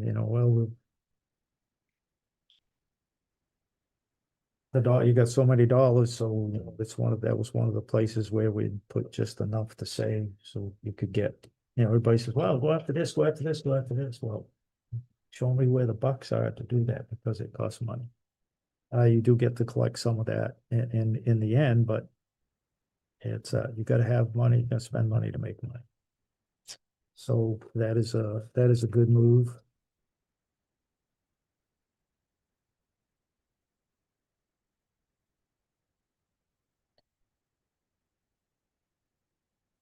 And this one, Article 16, is amend an existing bylaw that limits selectmen not running for being elected to any other elected office, including the school committee. At one time, we had people on the select board who were elected to Light and Water Commissioner. I think they ever was on the sewer commission, but they would be elected to different various boards, and it was a lot of times it was like a conflict. And this just expands it to not serving on any other appointed boards, for instance, Capital Improvement Committee. This has been a suggestion from the Department of Revenue back in 2009, financial review of the town, and again in 2021, again, financial review of the town. They suggested a standalone bylaw, but in the time available with all the things going on, this is just add the appointment for town bodies. You can still be on an ad hoc committee or MRPC or be like a liaison to the school, but active committees were doing things. If town meeting votes, yes, on that amendment, then that will happen. Mr. Chair, Yes, sir. if I may jump back one, and I apologize for this. Oh. On Article 15, number 4, for fiscal year FY 27, the total authorized expenditure from this fund will not exceed 23,000. Now, if I'm understanding this correctly, that 23,000 is represented by the 25,000 that is in the treasurer's budget for tax takings. My question is do we want to leave that in the budget coming from treasurer, or would we rather use free cash to fund that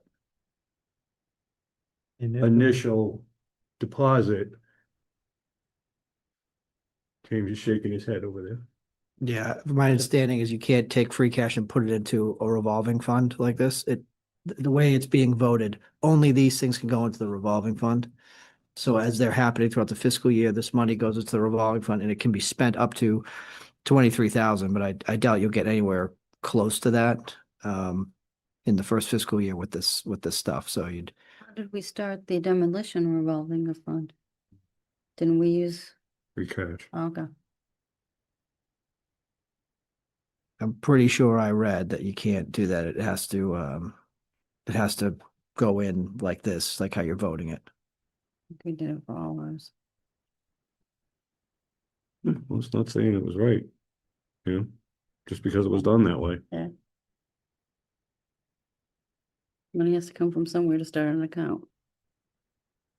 Yeah, I just like to get some of this rolling because we've been lagging on it, but I think you keep the appropriation in her budget, and that's what she'll use for this fiscal year, and this fiscal year will mostly be building up the fund. Yeah, because she gets all the recording, filing fees, all that stuff will go into the account. Right. If for numbers low for it to expend out, that's just a letter in a meeting with the advisory and select board to up the revolving account number.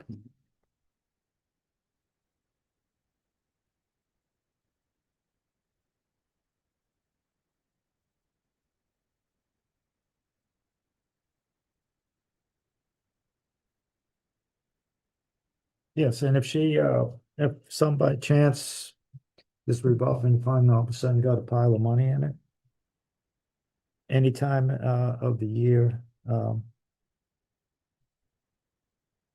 board advisor can increase the spending limits on revolving funds. So that's just an initial spending limit. There's several of the revolving funds in previous articles that recreation at one time was 60. The inspectors, electrical inspector and plumbing and gas, the electrical inspector I know was lower than 100,000 before, but we had done that to those funds when there was like a building boom, a lot of houses. They needed to go out, do the inspections to generate the money, and 75% of those fees go into the revolving fund, and the other part comes into the general fund. But they were getting to a point where needed to be able to pay out.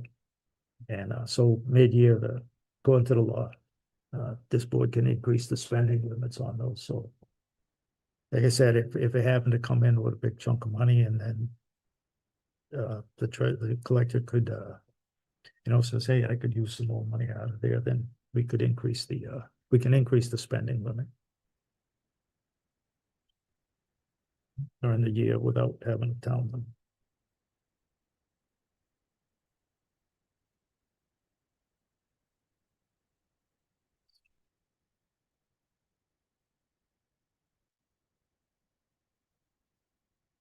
And then if that, again, if it's 15 passes, then it needs to be followed by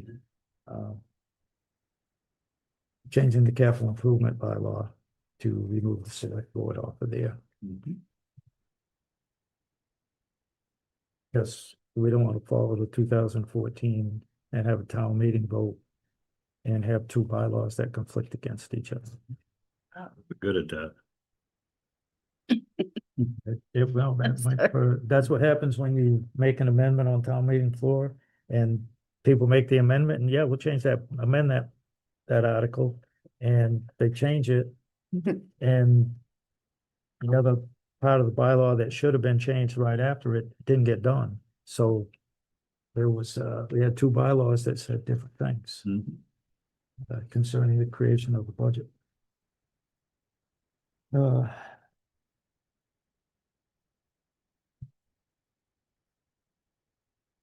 wants to read the Article 18 motion? Nobody. And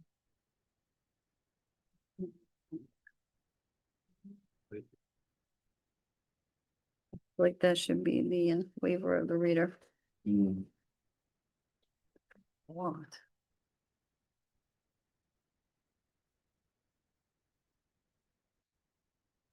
Article 19, will it be set all the salaries of all the elected positions that are paid?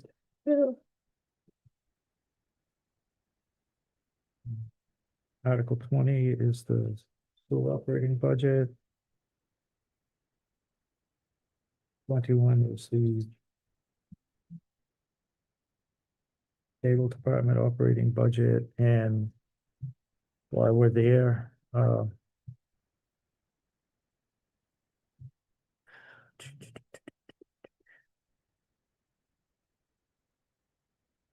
placing the article on the warrant.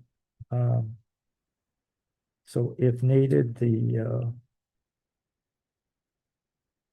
retained earnings of the cable TCTV would be available for them to use.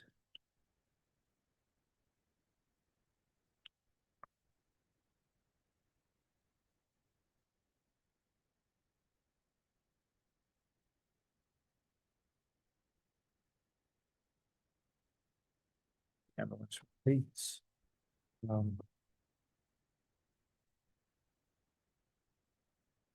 Hopefully the accountant, I think she said maybe next Monday. With that, she's just waiting for those receipts to come in and along with the interest earned on the site.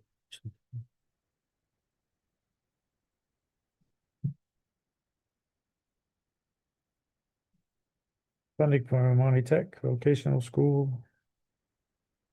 That went up a whopping, I think, 29,000 and change, and it wasn't bad. Norfolk County Agricultural School tuition and transportation. It is. We have this year and the next year, Mr. Administrator, is that? Yeah, I think that was the prior bill at the select board was for that. I forget. So.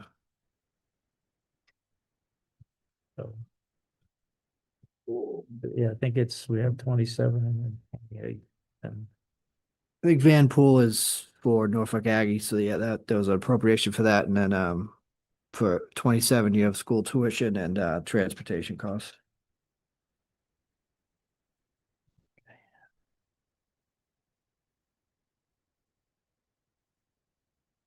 $26 is the 27 general fund.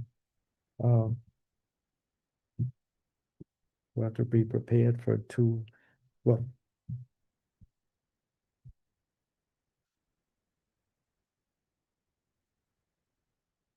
If the board votes to place an override on the ballot, then we would have to have two be prepared for two different budgets. One would take out the scissors and the other one would be putting some dollars in. Oh, I have a question. Yeah. So our town's budget is more than $1 million. And the school is more than $2 million that, I mean, everything together is over 3 million something that we don't have. Well, I went to school committee meeting on Thursday, and they proposed a budget option of reducing the school's assessment by $1 million. So it's our budget, right now, the way it was presented was $1.3 million, and the school was $2,019,000 and some change. So it's like 3.3.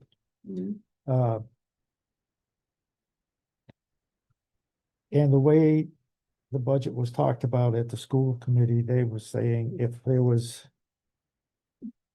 the scenario they were using was a $2 million override passive. And presuming that $1 million would go towards the town budget and $1 million could go towards the increase in the fiscal 27 assessment, then the school committee would consider reducing, this was the scenario that was put out at the meeting, would reduce their budget by $1 million something. So Templeton's assessment would fall to like an increase for $1,019,000. And Phillipston's would drop to 280,000, 200 something thousand. Didn't Phillips, 418 to 2, whatever it would, the 15% would be. And yes, if we, that's so a $2 million override, depending what we decide to put it for and state what we're gonna use it for. That's one way. There's a $3 million option. There's put a 3.2, we can put a 2.5, you know, question. whatever we, when we get to that agenda, whatever we decide that we want to put forward, we can we can have 2 questions, you know, Hold on. 2 million and a 3 million, a 1 million, 2, a 3, whatever we decide to put in front. So Phillipston had taken some kind of vote or did something, I had heard that they didn't want to increase by a large amount. Right? So what happens if like say we were to say like an override for more and they only wanted to do like 2% over what they paid over their net responsibilities? We're a 2-town regional school district. Yeah. If both towns have to vote to accept the school committee's assessment, whatever it is. If one town doesn't do it, it goes back to the school committee and it comes back and forth. And once July 1 comes, DESI will set a 1/12 budget. Supposed to be off of the previous accepted fiscal year's school assessment. But there is wording in there that, or any amount that the commissioner so determines. In 2019 was the last time we went down that road. And it was stated at a school committee meeting, and I believe at a joint meeting, because we had 1, 2, I think we had 4 in total. But the 4th one was the final one we agreed on a budget.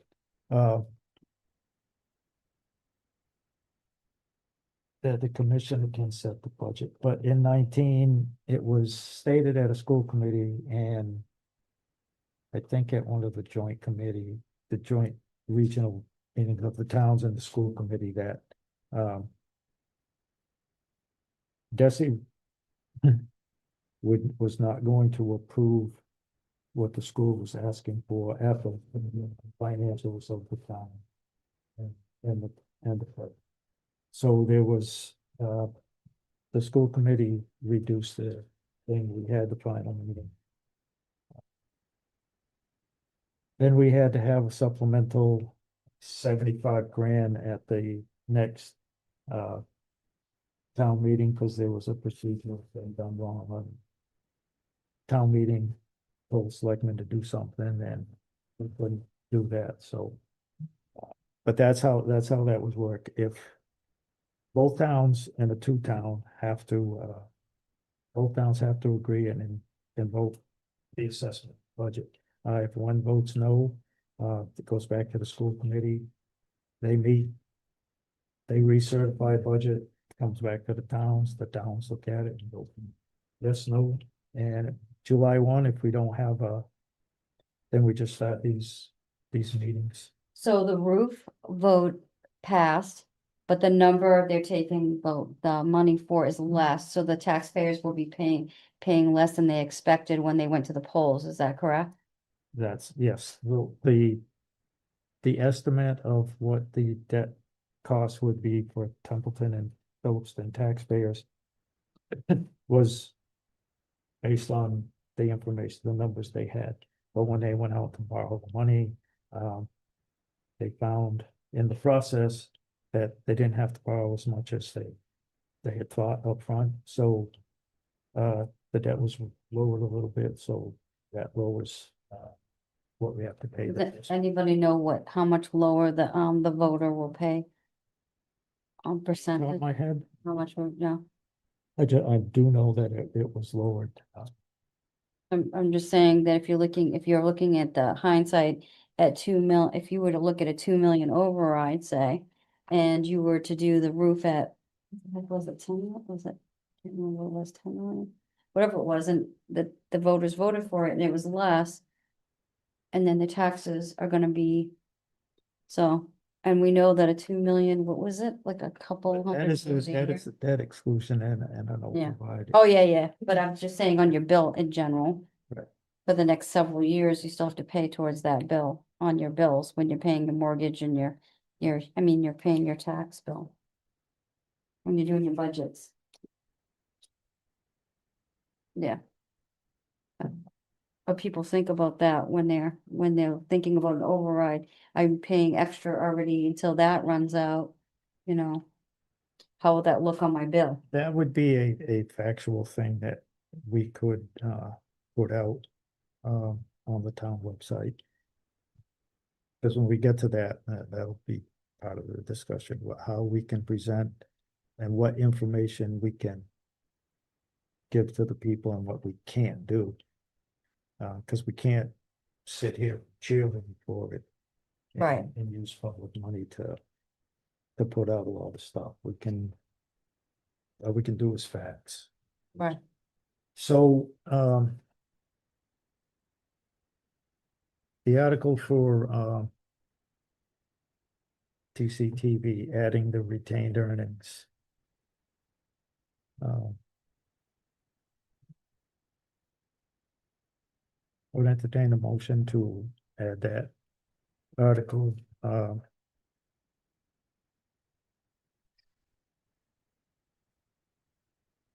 the warrant for the May 13th, 2026 annual town meeting.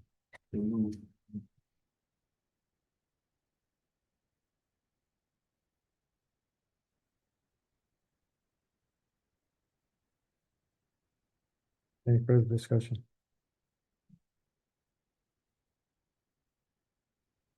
He needs a second. Did anybody second it? Second.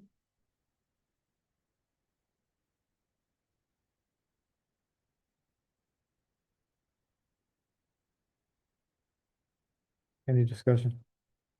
I just have a question. It's Yes, sir. at this late stage of the game, that opening sentence. If we need it for this fiscal year, I would hope at this late stage, we would know if we need it for this fiscal year. That's the craw that I have with this, the way it's written. Thank you, Bob. I see your head shaking up and down. I think I'm reading your mind somewhat. Yep, it's a pretty much foregone conclusion.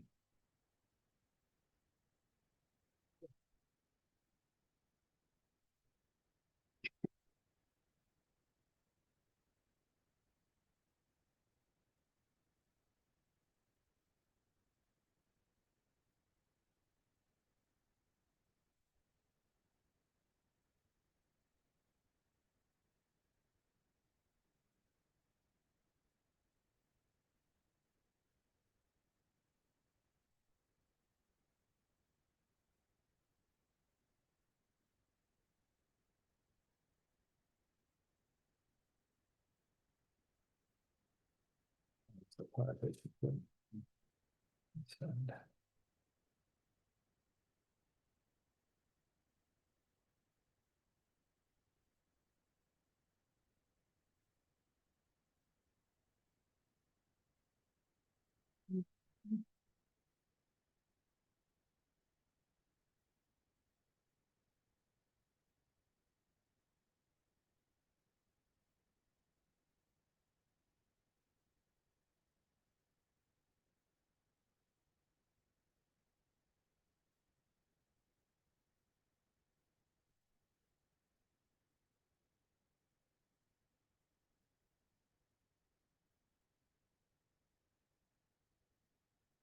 Right now,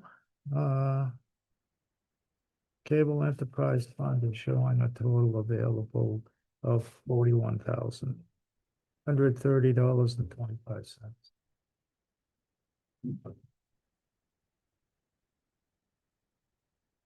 Is that with or without the $50,000 pilot from the late department? Uh, I know, it's a tough question. it doesn't show it, and I don't remember off the top of my head. I don't either. What it was added to. If it was added to the personnel or, I think it was the personnel.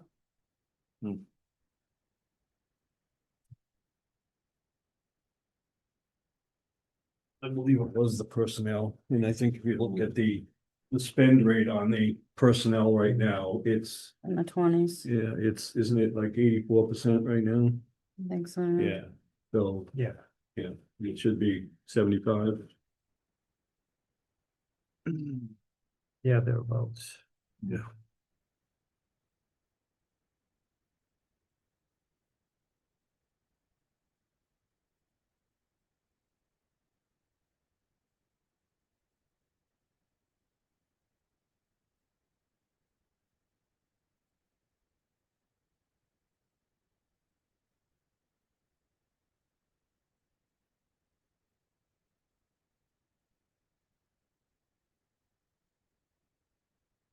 Yeah, but they have like 22,008 in personnel left. 2,800 employee support. 5,800 bucks in purchase services.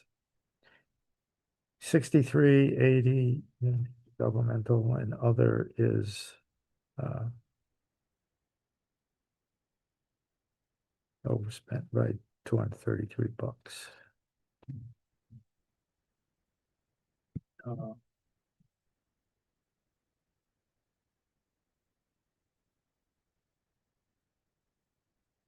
Go on the motion seconded to add that to the town meeting warrant. How would you vote, Mr. May? Yes. Ms. Graves? Yes. Mr. Toth? Yes. Ms. Bessel? Yes. Mr. Bennett is yes.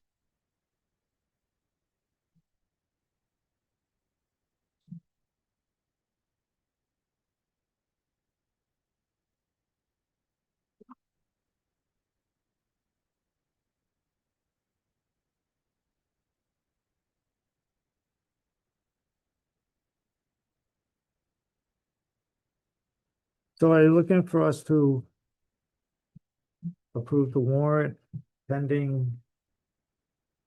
Town council, review, if they even do another one, and, Boston O'Neill changes to the stormwater bylaw. So basically Fuss and O'Neill and, town council changes. And if we were to do override, will it have to go inside the warrant too? Yes, Ah, yeah. Yes, you have to put it, well, you have to vote to put it to on the ballot, and then the motion will reflect the form in which you put it on the ballot. So once we kind of make some decisions, I'll eventually bring you, send the board motions once, myself, Has to pass on the floor and has to pass at the ballot. correct.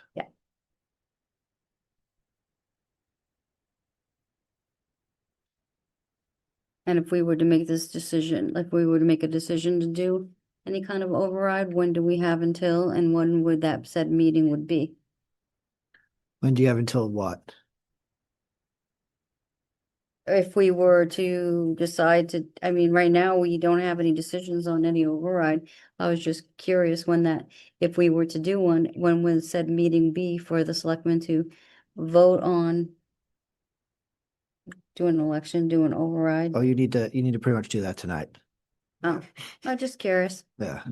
Yeah. Because If it we're didn't gonna seem put like- something on the I'm just- ballot, the town clerk needs it 35 days. April 13th. Oh, okay. Gotta have the ballot. Is that like? I'm just trying to figure out where I'm at. Yep. And advisory meets, I believe, the 16th, and then they've got to get a pre-town meeting in as well. So, yeah, time is of the essence. Yeah, and they have to, because they have to get their recommendations out at least 2 days before Yep. town meeting. So. If we vote for this, I mean, obviously they'll have to be inside the warrant, they'll have to be, if there was to be any kind of override, would go inside the warrant. And then we'd have to vote to have an election. You just vote to put it on the ballot and it would be in the motion to, so you'd probably have, there's a couple ways you could do it, but you probably have one motion to appropriate money based off of general taxation to fund the budget, and then a second motion to fund additional, it kind of depends on how you phrase it, but money to fund additional money pending Proposition 2.5 override. Mr. Chair. Could we put off the approval of the warrant until after we do item J? The override discussion, Oh, yeah, so that we can just combine it and get it all done, yeah. in a wrap? If you wish to move, yes, we can move right into that. We just, rather than doing it twice. Yeah, that's what I was trying to. It's some. Half-ass way. Hmm? Trying to figure out. I am taking, I'm gonna withdraw my item H. Cause the only thing I'd like to do on the warrant is under Article 4 and, you know, with the truck out of there, but,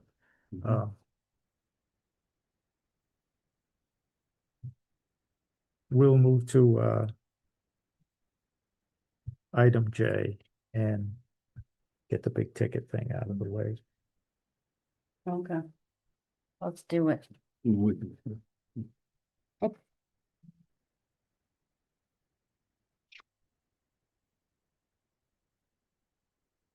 So I sent out. I brought them.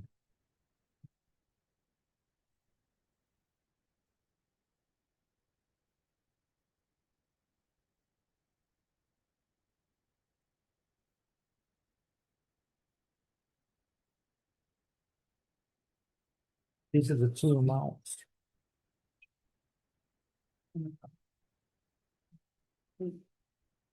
Thank you.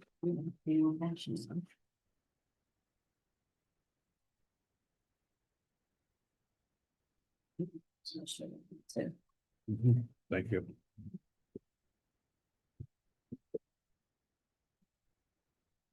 This sheet, and I checked with I asked the assessor for overrides for a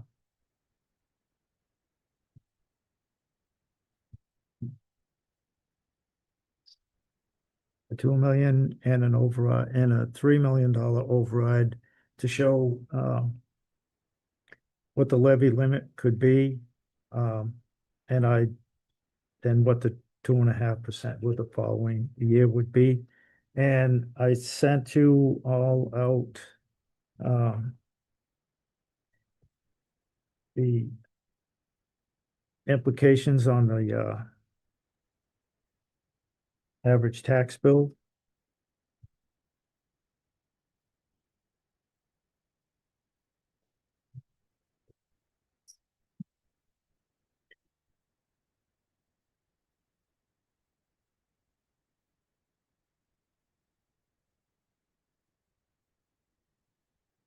I had emailed those to everybody, and those something we can put out,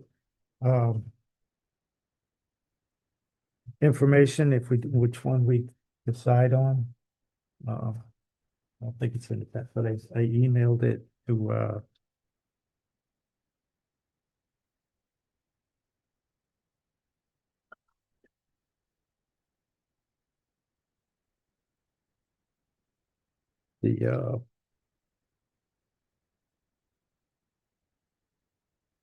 the average family tax bill and the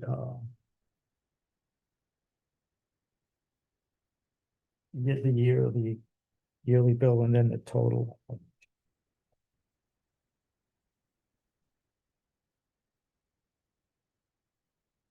And obviously these totals for the override for the 2.5% doesn't include the new growth amount because for the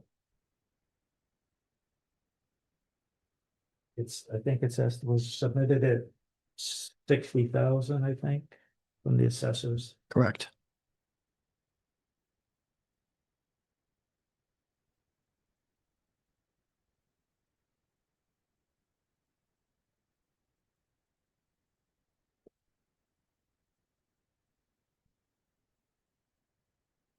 So then we decide on an amount. And then it would be the questions.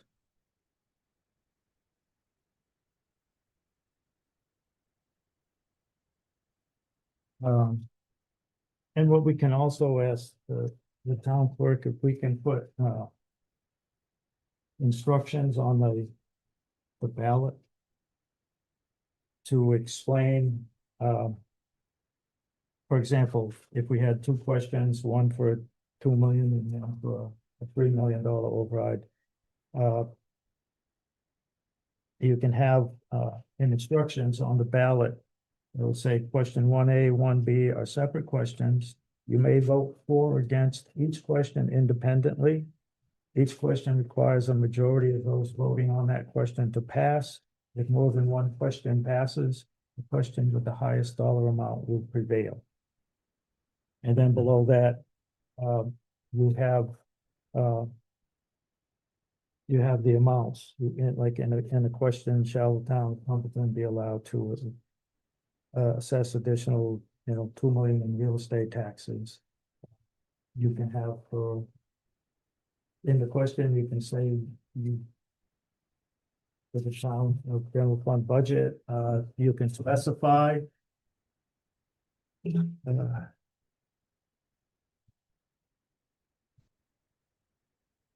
You can also put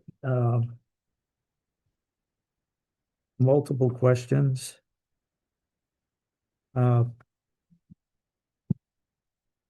Over this much, and this much would go like, for instance, you could to fund the police department, to fund the fire department, to fund this, to fund that.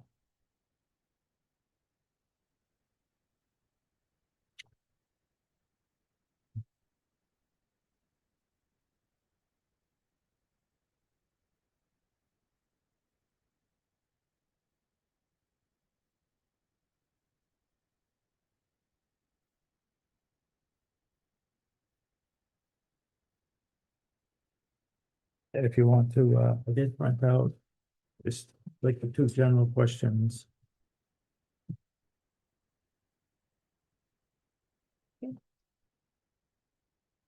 Just, again, this is up to the board, this is just.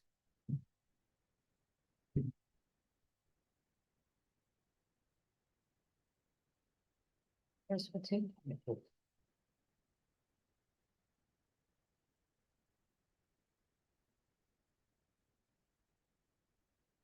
We're at 11 something right now, right? 187.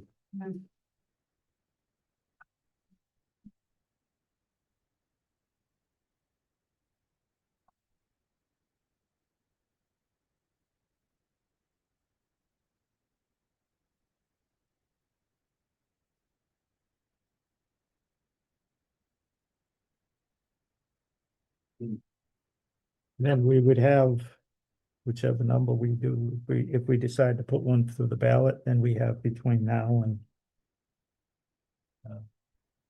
the election to put out information on what exactly the override would fund.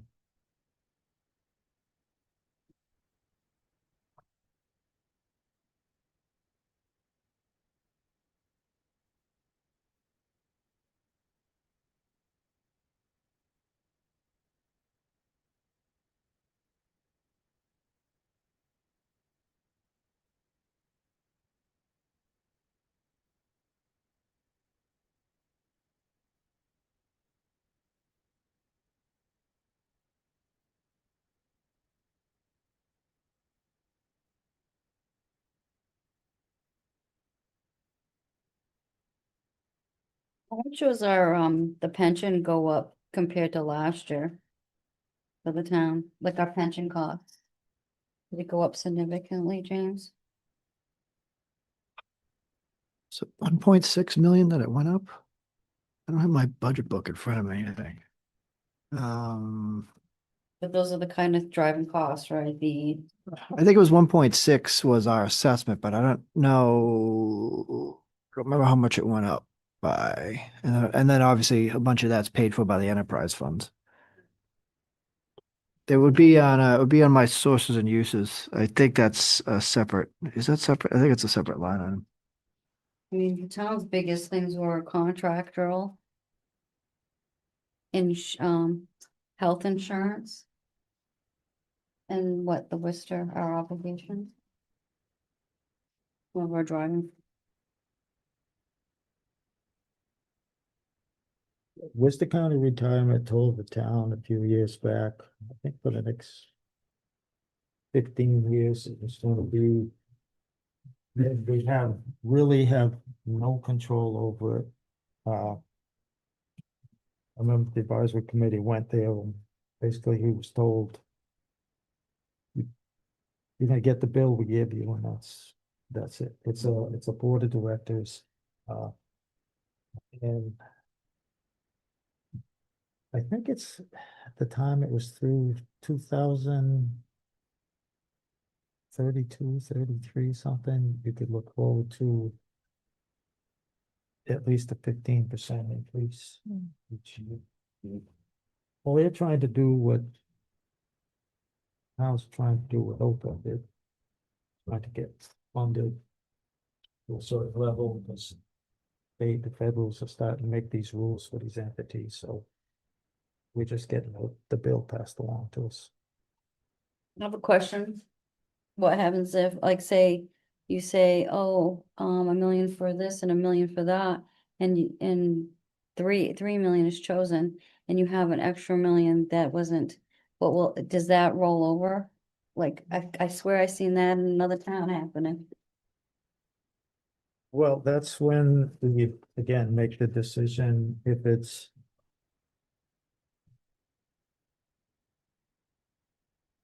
a general question or a detail.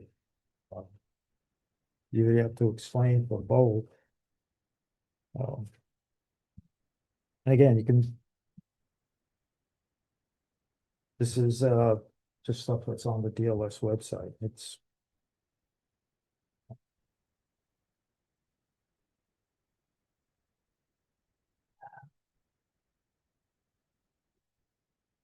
if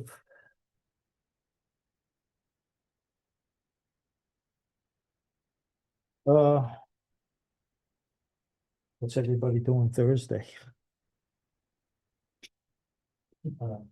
No, I mean, if we don't Hey, decide tonight. whatever we need. I mean, if you, I'm just like, are we our budget is, the budget book we have was given, our draft budget book is overinflated. It's like, and we have no money to pay for it. And regardless of the number that we decided, I mean, we never decided as a select board on what number we would recommend for the school. I mean, we've always told that once you pick a nut, like, you have your responsibility, your net spending, and then anything over that, you can't go backwards. Once you're there, you're there. Like the 8 million something that we paid last year, we can't go below that number. So my thing is, either way you look at it, we don't have any money for these extra things, these extra driving costs that have put us in this position. So we can just keep on kicking the can to another night. The question is, are we gonna go for any kind of I mean, nobody wants their bills up. And people are gonna vote the way they're gonna vote. It could pass, it could fail. You know, and it seems like I've heard it both ways. I'm hearing from people saying, please don't do an override. And then I'm hearing from people, please do an override. And either way you look at it, both sets of the people I'm hearing for can just come to the town meeting and vote.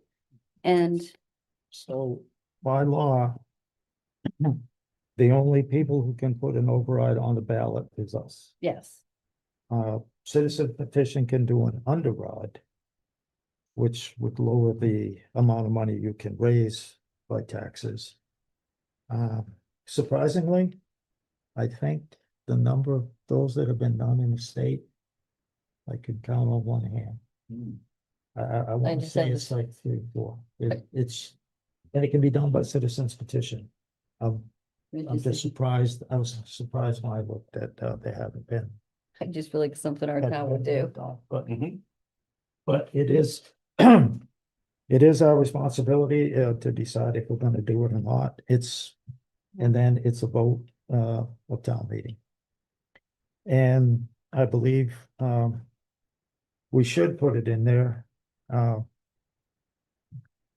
It's our duty to ask. It's either we cut the budget up to get to the 1.3 million that we on paper, we could probably whittle that down. Actually, I went through, just going through supplies and a couple of salaries. I could get rid of the 3. Yeah. So we can cut 1 million out of the budget. The school assessment is town meeting decision. They can vote no, they can vote yes, they can do a symbolic, well, we'd like to reduce it by this much. The school committee, if they want, they can consider that and look at it, but until the budget gets back to the school committee to reconsider it, it is what it is. They could vote and come to town meeting floor, which has been done in the past, and make a motion for a lower amount. But the putting the override on the ballot is our decision, and then once it's on the ballot, it's up to the voters. I just don't think an extra night or a couple of nights from now is gonna make Well, that's what I mean. Yeah. It's really not gonna make I mean, what is it? You gonna say to me, Jeff, that's gonna be like magic we have the So- money? Okay, so I would just ask for a consensus of the board. A single override question with a single amount. And perhaps say, well, we're gonna do this $3 million and go with that, or we can say what it's gonna be used for. Portion it out, but first, the principle of the board. Is the 2 million and 3 million what you numbers you want to use, or do you want to go 4? You want to go 5?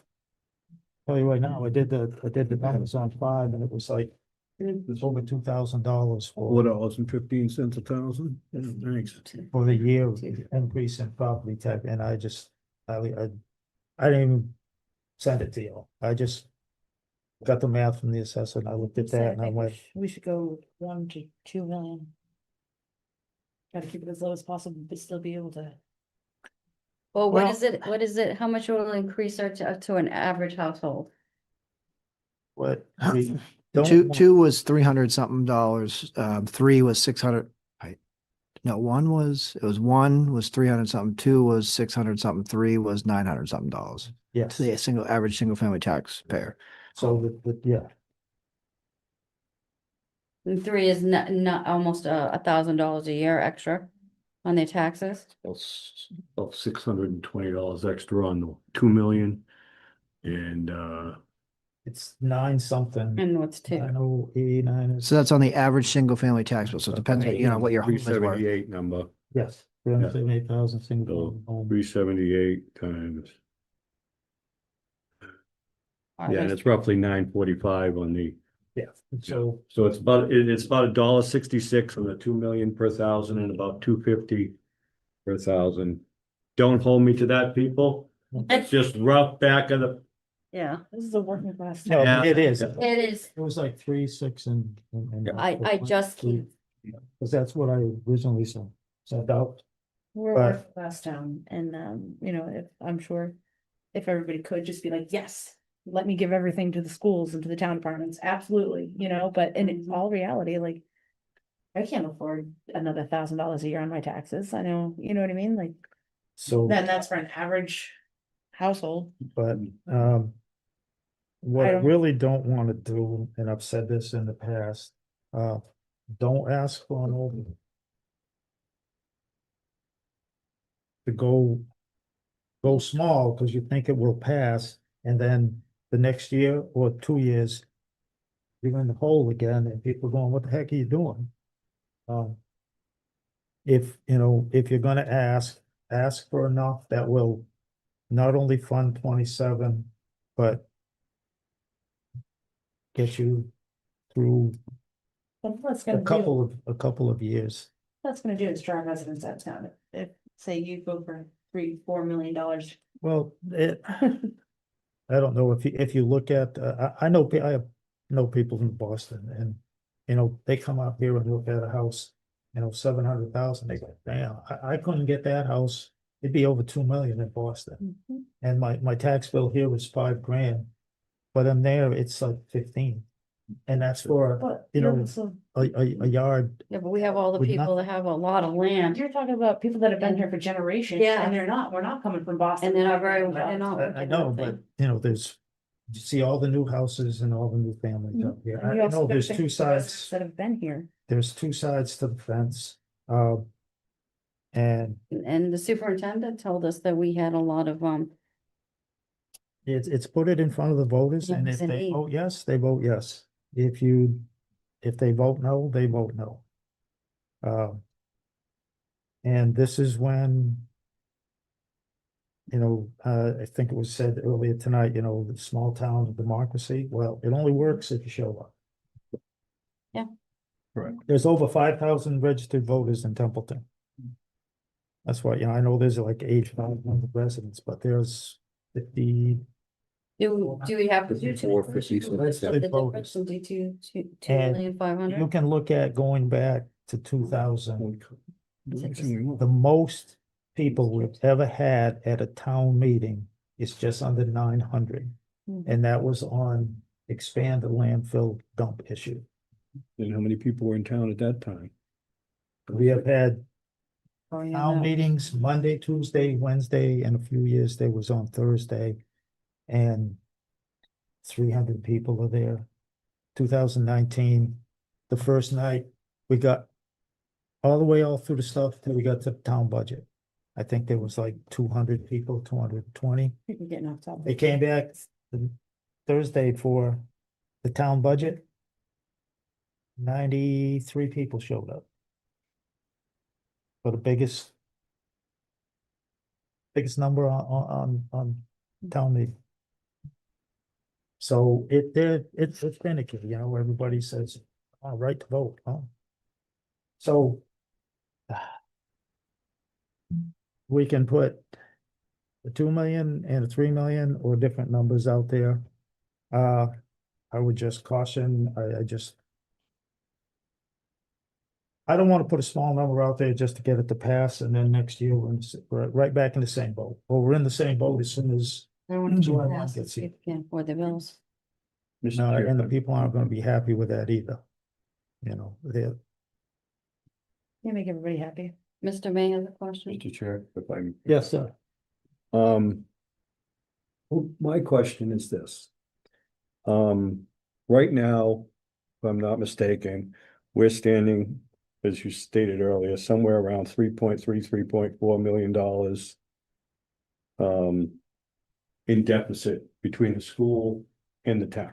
But if you give the departments what they presented and the schools. Right, as the budget has been presented so far. Yeah. About that. So this here will not satisfy that. Either one. The 3 million's a little short and the 2 million's. The 2 million will. Right, so either one of these would still demand cuts somewhere.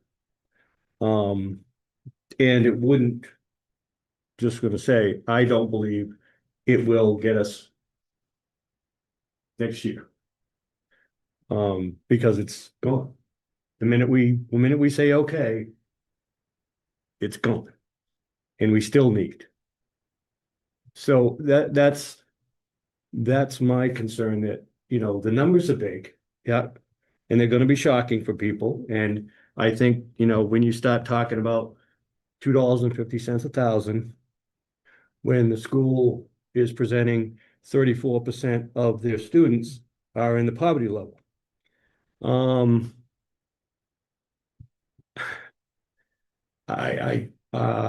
We're up against it, and I just don't want to present it like we're solving multiple years' problems, just as a fact, because I don't believe we are. I believe we're satisfying this year, and it would take like the 4 million or 5 million to satisfy this year and the next without, let's say, some rearranging of everything else, some cost structuring and so forth. So What I think the 3 million would do is it would buy us the time to and we still have to drop a little bit out of the budget. But then we have to turn back, and we won't know till after the election. And we need to do this, I think, whether it pass or fail. Yeah. We need to look at how the town does business on all fronts. And that's what I think the 3 million would do is buy us the year, the time, the thing that we don't have, would buy us the time to look at a lot of different things. And we have to do business in a different way. We just gotta look at everything. I just want to point out that another town that is doing a vote tonight, and they have tons of businesses in their town. We always hear, if we need more business, we need no business, but we're looking at a next door neighbor that has quite a bit of business in their town. And they couldn't make a school budget pass, and they can't make things work, and they're asking for an override. So, unfortunately, our state is not doing what they need to do by all of us, all cities, all towns. And until they do that, it's not gonna be easy for any of us. Mr. Chair, if I might, one thing that you had pointed out, I believe it was in this process. You had gone back to 2013. And you went 2013 to 2023. And I did the same thing with a different direction. And from 2013 to 2023, and I'm just gonna use rough numbers, not right down to the wire, but this was a $3.2 million increase in the school funding in those 10 years. And from 2023 to our budget right now, there's a $3.1 million increase. So we've gone from about 300,000 a year for an increase to 800,000 as an average. Something about our business and the way we do things needs to change, or we just aren't gonna float. And we are not alone. No, we're in a big group of people. This is the year that, they're It like hit. everywhere. Yeah. Well, state chapter 70 funds for the school went up 60 grand. body tax assessment only went up less than. 29. You know, so they, you know, here's a lot in this, and state aid to help out the budget. Yeah. It's property taxes, local receipts, and state aid are the three major things that we have to back up the budget. And then there was free cash, but that's how you get yourself in a pickle. If you look at the schools budgeting for the last few years, they were using ESSER 1, ESSER 2, and ESSER 3 money. And I think in total, it's right around $2 million for them years. And 4.3. that money is gone. That money's gone, and it has Yes. to be replaced. Yeah. The three ESSER tranches was 4.3 in total, as reported by the State Department of Revenue. So I don't know where it went. It doesn't matter where it went. It's water over the dam. But I mean, But that's, there are 60 school, 250 school districts in hold harmless, according to DESI, when I looked last night. Yeah. That is frightening. So it is a state issue, as you said, Chapter 7D is down. Transportation reimbursements are down, and it is affecting everyone. We're not gonna fix that tonight. And as I said last time we met, I'm not saying I'm in favor, I'm not saying I'm against. I do believe we need to put this in front of the voters. I am absolutely in agreement with you, Jeff. This needs to be a multi-step. Let them make the choice. I think we need to tweak and fine tune this a little bit further. If we raise it X number of dollars, this is what it does. What's the bang for the buck? And I would be so bold as to consider do a 300, 400. I mean, a 3 million, 4 million, and then what's it gonna do? Where would it go? Cause I think that would get us at least through 28 into 29. But I don't see it going much further beyond that, not with the growth rates the way they are, not with the out of control spending and the costs that are rising faster than any of us can predict. Are you talking about a 2 million, 3 million, 4 million, or just? So a 3 and a 4. and That would be a recommendation, like I said, the but again, not my call, but $4 million override, Be $100, was, be $1,300. what was it? hmm, Let's say it was Yeah. like 1,000 something. About $1,300 increase.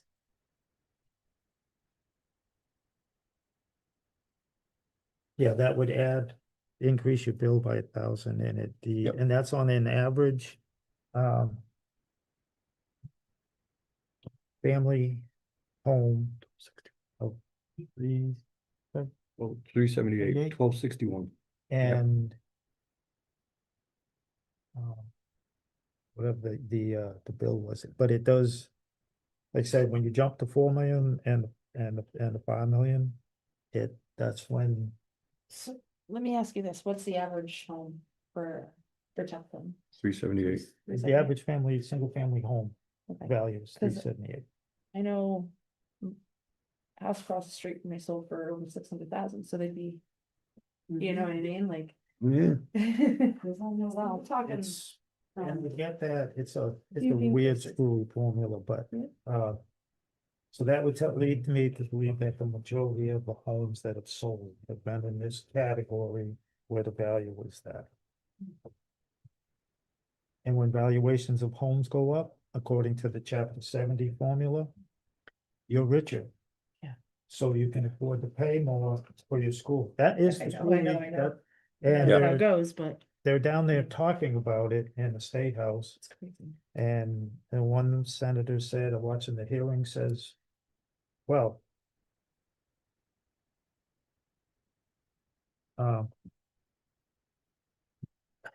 Since we have Desi here, you guys can tell us what we need to do. It's like they're just talking in circles and they're not gonna change this to help us, anybody this year. Well, So I don't know if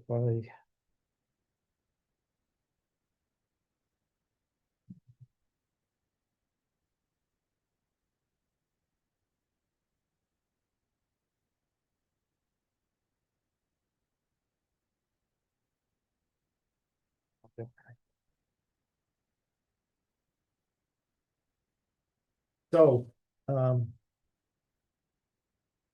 so do you want to go with two questions? Yes. Okay. Two questions, general questions? General? As in the example? Yeah. Alright, so two questions. Amounts. 3 and 4. I honestly hate to not put a lower number because if you put too high and it fails with the two questions, you have two options, then you get nothing and then you can't make anything high to tails of either budget, the school or the town. That's one thing I agree with Candace on, that I'm almost thinking we should do a 2 and a 4, Yeah, you know, do a 2 as, okay, that does something for us, or a 4 but we really, that, you know, will take care of this year and at least do a good chunk of next year. But I think, you know, because I'm very similar to what Candace was going on. I think if we put a 3 and a 4, we're almost locking in 2 no's. yeah, Just because people can't afford it. yeah, Because, you know, like Lisa was saying, on $500,000 house, that's about a $2,224,500 hit. That's gonna affect people. Mhm. And we're gonna see houses going up for sale.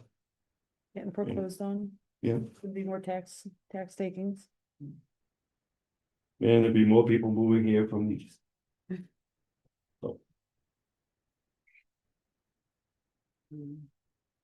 I just think the 4 is, I mean, that's how it should be presented, that's a realistic number that we need, that we're not gonna be coming back next year. And the 2 is what we need to make it happen. I like the 3 too, but Yeah. I hate giving them 3 options. This isn't gonna change anything, doing an override isn't gonna change anything, because we're still gonna be behind until something changes. Yeah, So. and it 2 doesn't and a happen 4? overnight. That's just me. It's just me thinking 2 and 4. You know, because I just. I'm worried about the 3. The 3 and the 4. Yeah, me I'm worried that it just locking in no's. I don't know. I'm open to whatever everybody else is. I'm good with the 2 and the 4. I'm good with the 1 and the 2. I'm good with 0, but. Yeah, well, yeah, on a personal level, Unfortunately. Or get it out there in front of people, but. yeah. Mr. Toth? I just like a 2-step option, the numbers. It's gonna be the voters' decision. Yeah. I'm just trying to crunch some numbers here and see what makes sense to me, but it's just making sense to me.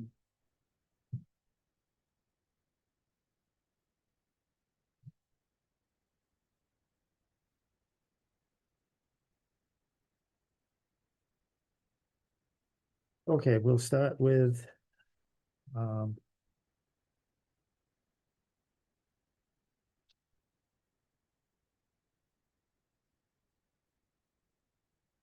The majority of us want 2 and a 4. Now. Do you want to leave the questions? Shall the town of Templeton be allowed to assess an additional 2 million in real estate and personal property taxes for the purpose of funding the operating budget of the town for the fiscal year beginning July 1st, 2026? Same wording, except it'll be an additional 4 million. With the instructions of, you know, how that votes works. If we want, I mean, Mr. Chair. yes, Are we gonna break down, where the funds are gonna be allocated? Well, That's what I said, that's yeah. my next thing. Yes. Uh, It's not gonna be a, you can do a question. Uh, we can do multiple questions totaling the 2 million. Yeah. 300,000 police department, 250 for the fire department. yeah, Uh, I wouldn't want to get into all Or that. we can do a question shall town will be allowed to pass a note, like say, $2 million in real estate, personal property taxes. Just an example. Get the school, the police department, the fire department, the public works, public library, parks and recs, council on aging. You can list the things, so it adds up to 2 million. And then you can do the same thing with the 4 million. And present it like that. Now, can you do a thing like with the 4 million where it, the perspective, like for, the, the money for the, the pensions and stuff projected in the next few years are going, you know what I mean? Can you put that as part of the 4 We million can- equation? We, Cause that's really where you're driving, that's where it's gonna be coming up, that's where we're gonna. that see would it. be, see, once we decide what we, the type of question, and then we put it on the ballot, Yeah. send it to the clerk. Then our responsibility is explain the spending of the override, what is it going to, go for? I just feel like simple and simple questions and truthfully basic answers.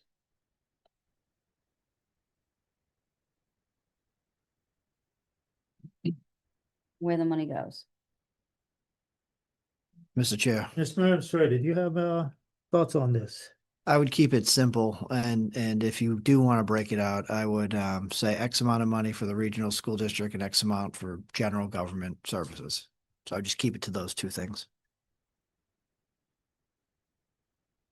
Like I said, the messaging on, Now, keep in mind, in addition to that, whatever the board decides, we would put out information in a more detailed manner, but this is just deciding the override question this form. is, yeah, we need to decide what we're gonna have, and I think we need to be as transparent as possible.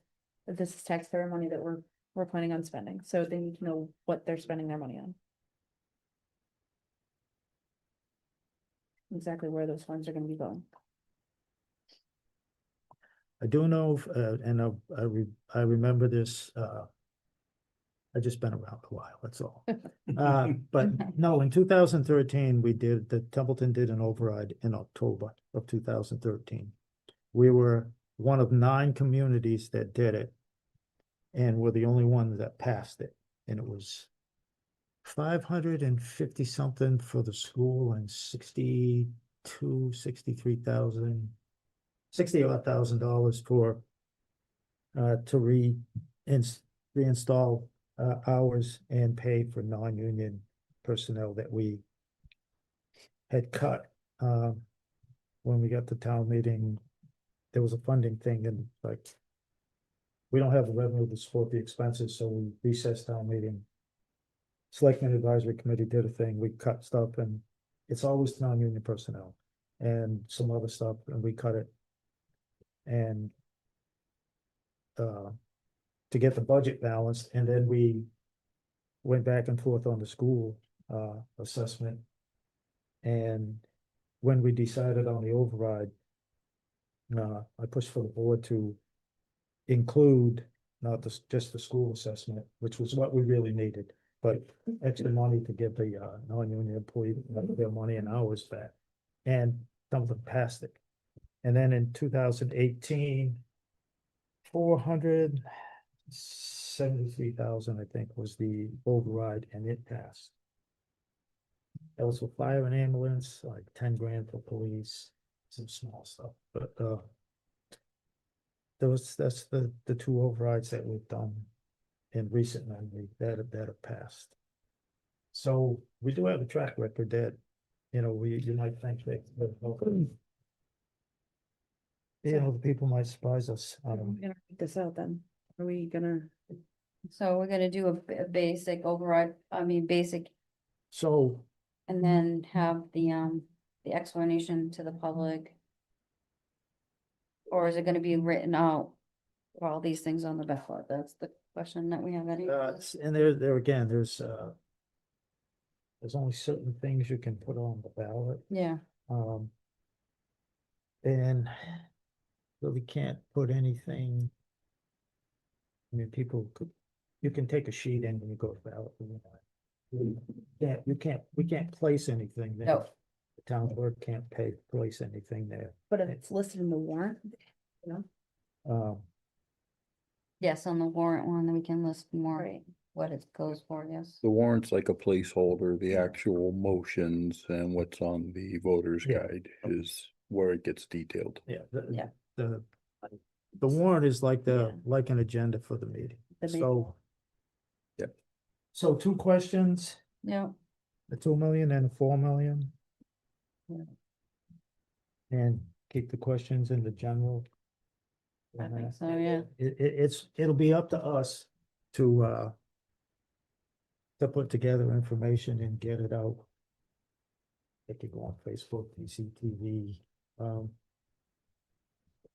our next meeting, we can, you There know, more have details in the actual warrant. information. We just can only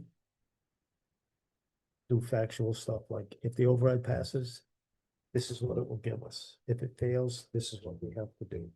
We can't do any cheerleading or anything in between because it's law. Yeah, we. Okay, well, the select board can, just so we're clear. Your elected officials, you can advocate for this. I can't, but you can. I have to keep, To tell us which But, way, yeah, we can't whether use public money and all Yeah. this to. we get a stipend. We just really do shouldn't. factuals. Now, on our own, if you want to put out information. I know a selectman in Athol, he wrote a letter to the editor, just telling him the story about the things. Yeah. correct, you can't use your town email or you can't use town stationery to send out, advocacy, but you can advocate publicly at these meetings or out on the street, however you want. You are policymakers. So, Make a motion on this, well, yes, that's what all right? so we will have 2 questions of 2 million, 4 million, general questions, with instructions, to be included on the ballot. Generally, like it'll be the election, all the people you push the petition, and such will be at the bottom. And ensure that, Carol was, we know this tomorrow.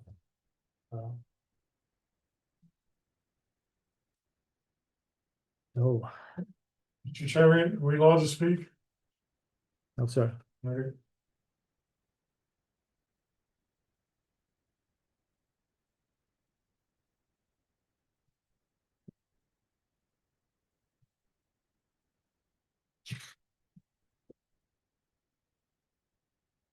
Oh.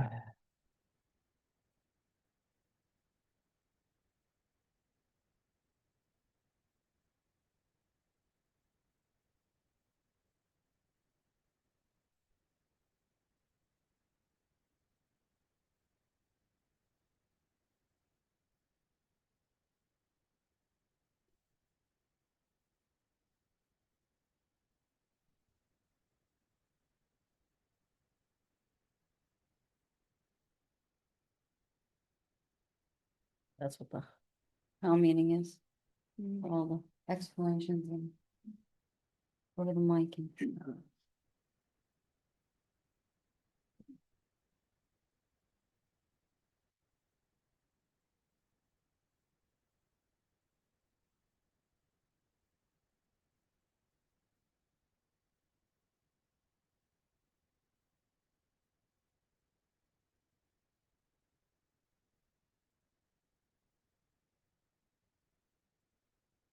May 18th.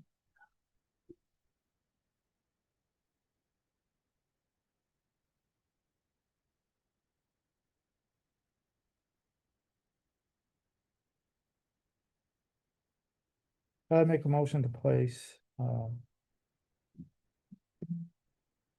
on the ballot for the annual town election, May 2026. Two general override questions in the amount of $2 million and $4 million. With instructions, concerning the questions to be included on the ballot. Okay. What date did you say it was? May 18th. Okay. No, he said, did you say May 26th? I thought he I said said. May 2026. Oh, like- okay. But sorry. I believe it's Monday the 18th. Right, correct, Okay. yeah. So we're with the 2 and the 4, correct? Is that what you said? Yeah. So May 2026 ballot. So.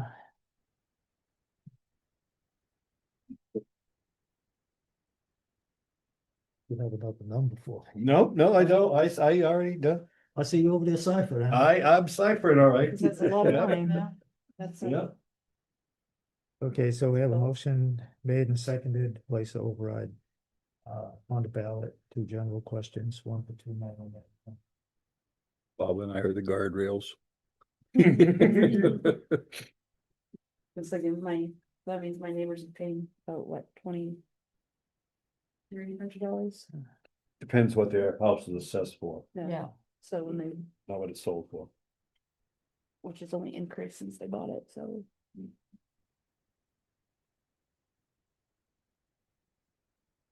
On the motion, how would you vote, Mr. May? Yes. Ms. Graves? Yes. Mr. Toth? Yes. Ms. Basso? Reluctantly, yes. And Mr. Bennett is yes. We got to put it for the taxpayer. We'll make the decisions now. So I'll prepare this and there's a transmission sort of form that I'll prepare and majority of the board will have to sign it and then that'll be what we give the town clerk. So I'll prepare that and I'll let you know when it's ready. Thank you, James. We'll go back to the warrant. I want to go home. That should have worked for me. Yeah. Hmm. Have a good night.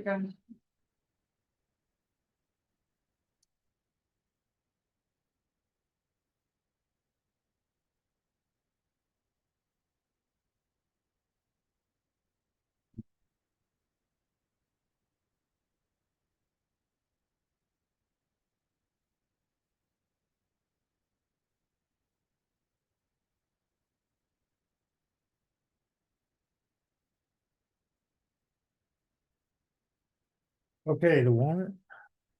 Budget. We left off with the warrant. We did. Yeah, we should just go to the warrant and cut it now that we did that. I mean, is there anything left in the budget to move to the warrant? Probably not.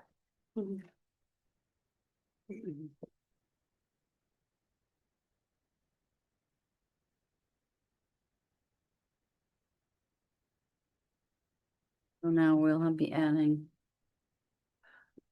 those questions. The truck scratched in the windows.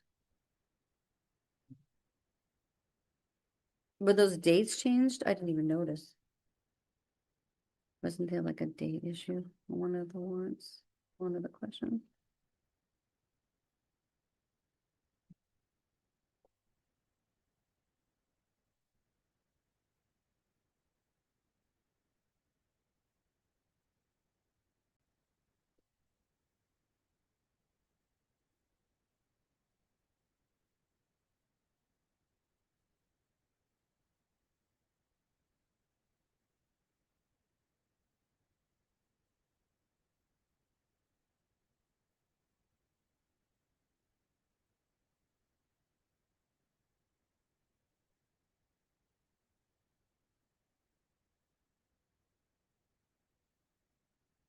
Well, Rolston voters voted down their override.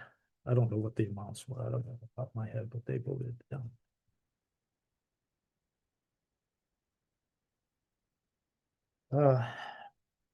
Mr. Chair, Yes, sir. I make a motion at this time that we work past 10. Second.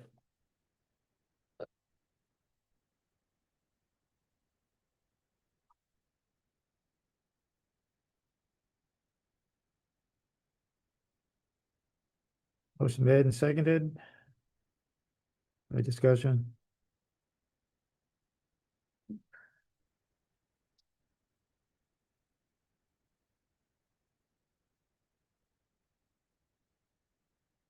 On the motion, how would you vote to work past 10? Mr. May? Yes. Ms. Graves? Yes. Mr. Toth? Yes. Ms. Basso? Yes. I want to go home now. Yes.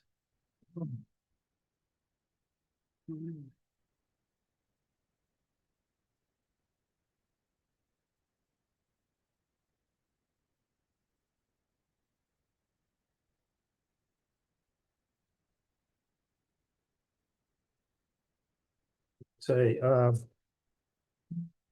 Article 4. I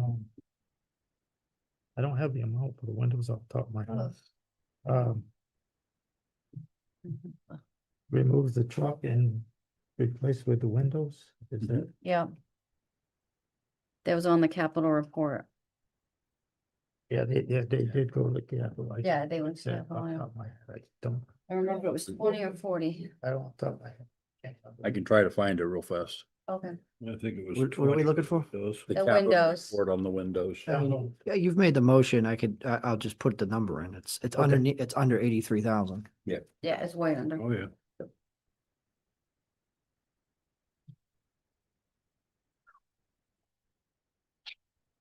Like 40-ish, but I don't remember. the Yeah. Exact. It's all right, I'll find it.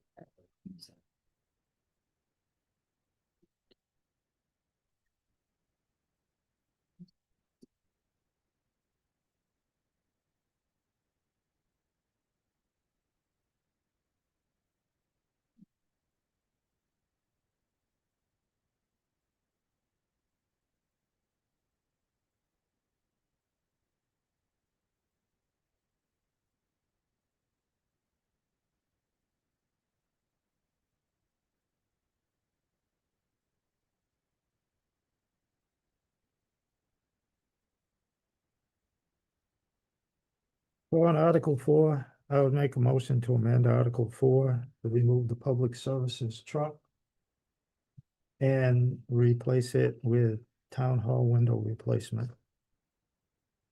Second.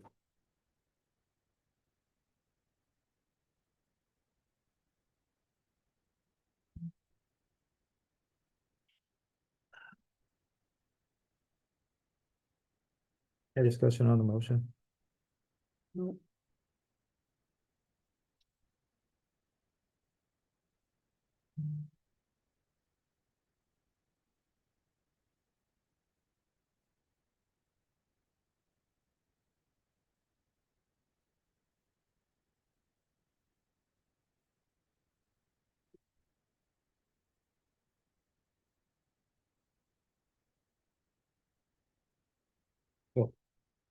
On the motion, how would you vote, Mr. May? Yes.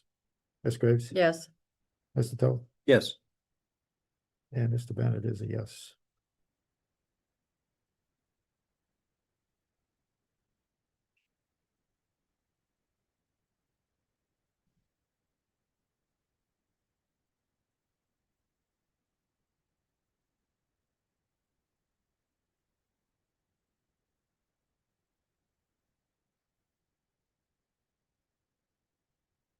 Any other changes on the motion? people? On the warrant, you mean? Yeah, on the warrant. On the warrant, we were adding this, we already did the, I think that's it. Yeah. Or that and the, putting in the, We voted to add the Yeah. CCTV. yeah, we did that. Now we just need to add the override question. Correct. So amend it with the override question. We don't need a vote on that. That's an automatic, right? James, is that what Well, you you're putting it on the ballot. I don't think it goes on the warrant. It would be part of the motion. So you have one motion to vote the budget with general taxation, another motion to vote the rest of the budget. And so you'd say the numbers in the motion pending an override. And But it then has to vote on the floor. So it's one of the articles. it's part of your omnibus article. It's part of the operating budget. So you'd have There'd be, yeah, two motions to approve that. And of course, you guys have the citizens guide, so we'd have more information in the guide. Right. And I think you put the motions up on the screen too, so people can see those, Yeah, right? So that's how people would, but it's not currently in here, so it would be written, put in here is the point. would not be put in the warrant. Your omnibus budget. The warrant is just a notification that we're going to discuss these topics. The motions are what do your work for you. Yeah, I got that. But when we pull out the articles, when we say article, whatever, we read the motion on the floor. Yeah, I just would like to have the warrant just to include where that's gonna land in the night and where the vote is. The same thing with the omnibus budget. We always have that in there as an article. So that people can see how it all lays out. I mean, that's how we traditionally have that stuff, right? Is that what, I mean, I thought there was a thing for the town's budget line, no? There is, Fiscal 2027? it's a prior article. It's Yeah, it's article but we pull it up on the screen, we say Article 1, somebody reads the motion and they say it, so it needs to be, it's gotta be in there in the numbers on where it's gonna land for those questions. yes, so Article 26 is the general fund budget, and so Right. the motion will come up and it'll say that. So it'll say your numbers in the motion. Right.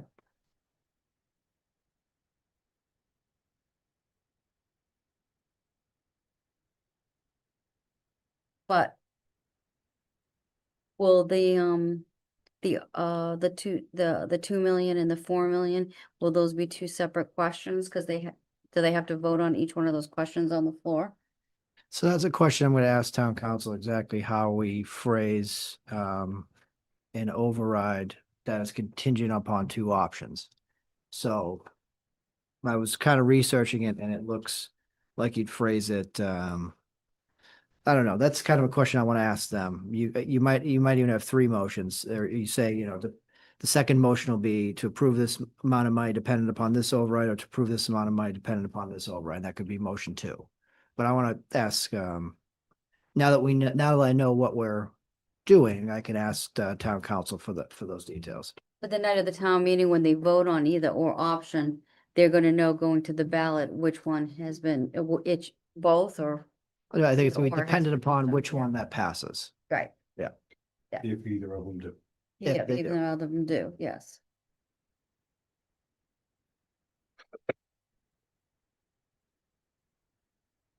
I just wanted to make sure it was in there, so when we read the motion during the article that we pull up. I just don't want it to be.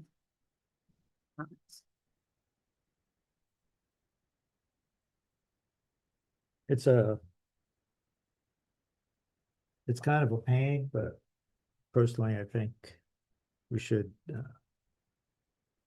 Did we have, should have left it and go back to the election was before town meeting. So you always knew whatever passed that ballot when you were at the town meeting, it was just this or that.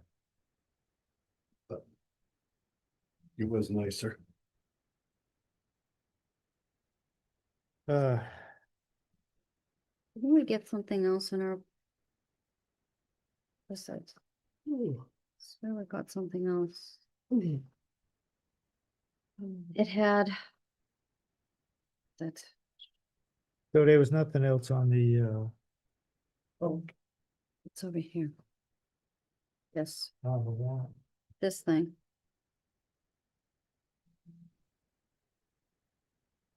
This is this one. Just dealing with the 2.5% COLAs. Yes, the COLAs. Does that have to go inside the warrant too? No, that's just part of our budget. I just provide, you asked for me to provide Oh, that, so okay. I did that. I didn't know if that went with the if No. we were It's showing been- that to it the has been done town. both ways in the past, and Okay, if you just put it in the budget. okay. Okay. It's just the way it was just sent to me. I thought it had to do with the warrant. Sorry.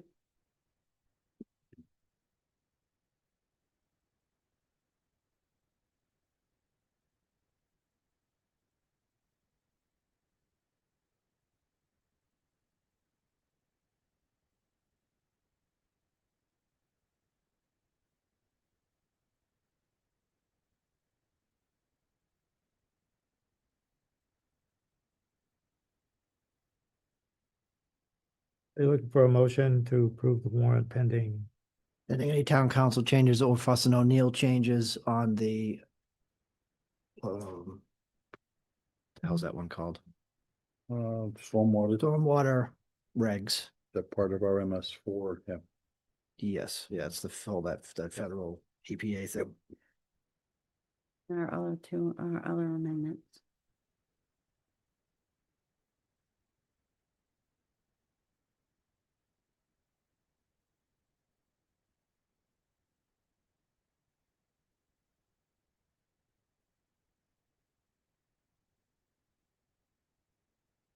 Great hockey play. Mhm.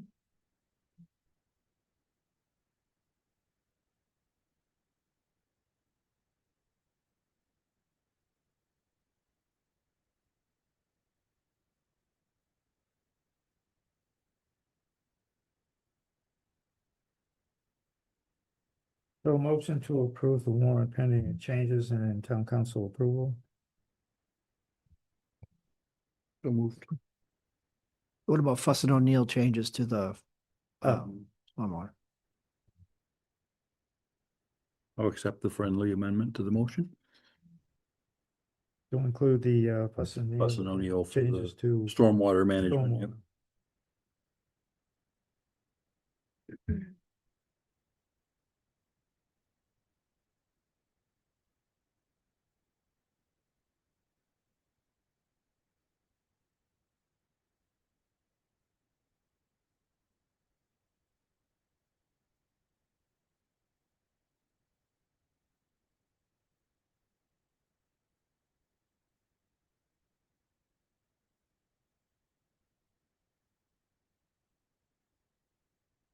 Any discussion on that motion?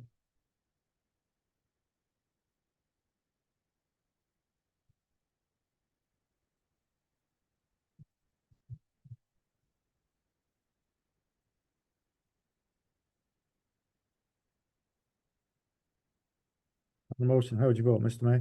Yes. Ms. Graves? Yes. Mr. Toth? Yes. Ms. Basso? Yes. Ms. Bennett is yes.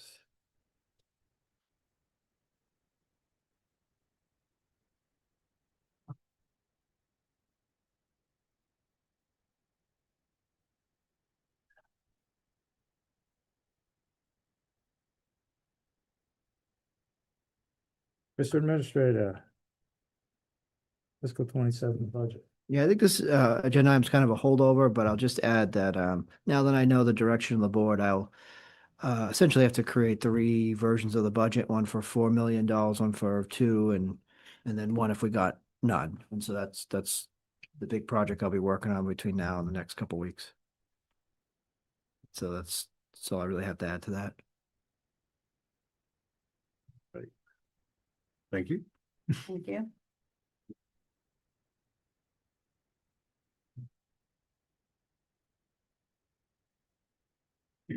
Uh, Okay. Yes. Oh. So I've done the override, the next item, the ACO intermunicipal agreement. Okay.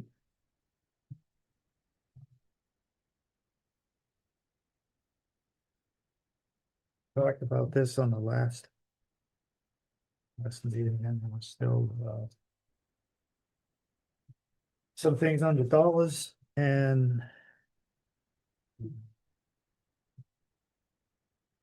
I remember I had a couple of concerns about wording and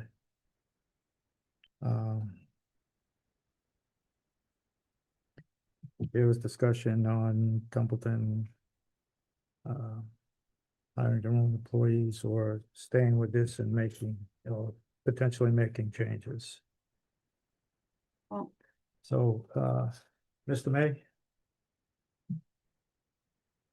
Yes? oh, I have You some have, concerns or anything on the agreement, money wise, wording, otherwise? That is good.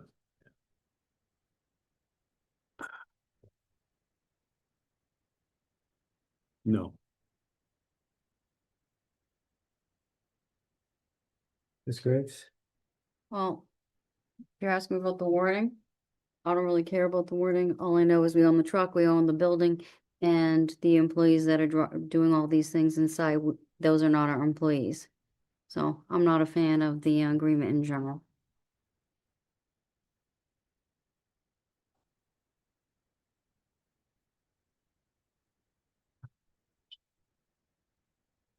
Mr. Toth? I had similar concerns over the vehicle, and I wasn't completely convinced we were getting a good breakdown of the funding and their sourcing. And the reporting back is, I don't think we're getting a clean report of all their activities, but that's just my concern.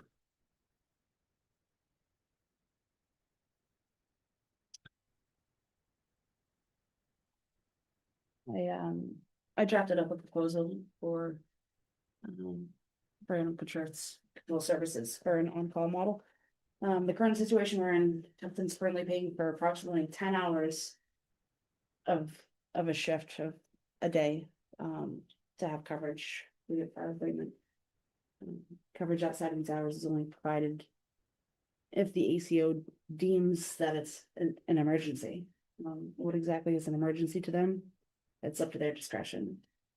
This leaves a lot of incidences, stray animals, wildlife issues, non-emergency injuries, all without a timely response.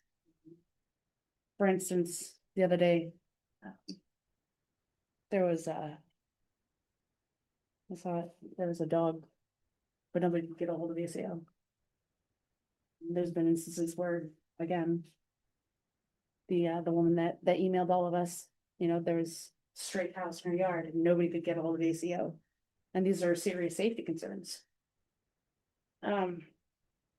There's been multiple instances where residents had to handle emergencies themselves when ACO did not answer their call. For instance, Templeton resources, including police, often respond to non-emergency calls due to limited ACO availability. The barn fire, November 10th, I'm sure you guys remember when Liberty Stables burnt down. It was the residents that rallied together to get the horses out before ACO responded. They're coming from Winchton, and that's what, 15-minute drive if they jump in their truck as soon as they get the call. And again, if they can be reached outside of normal business hours. Coverage is restricted to scheduled hours, which may not align when incidents actually occur. Emergency only coverage outside of scheduled hours can result in residents taking matters into their own hands, again, like Liberty Stables, potentially creating safety risks. Templeton has limited control over scheduling, prioritization, and response times. Taxpayer dollars are only paying for fixed hours while service gaps remain.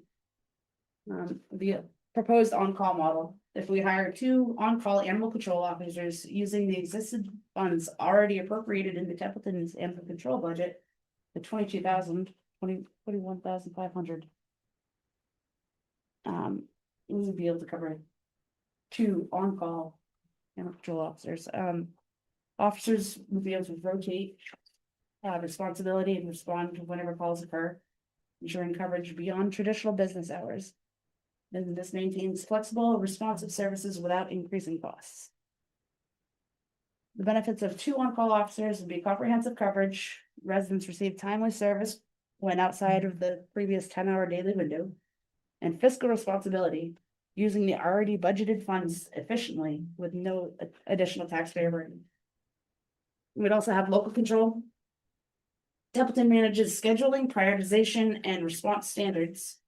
Public safety would reduce delays for both emergency and non-emergency animal-related incidences. And residents wouldn't have to find a home for the dog for the night if they can't bring it home, if they can't take care of it. So the recommendation for me would be to decline to renew the current IMA. Implement 2 on-call ACO positions using funds already appropriated in the budget. And this will, provide more flexible, cost-effective coverage, improve service to the residents, and ensure responsible use of taxpayer dollars. My proposal.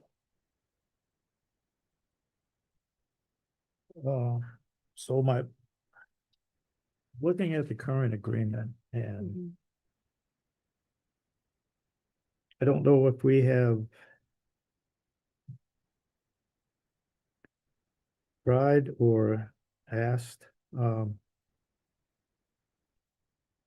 so first of all, if they come after 5 PM now, it used to be 7,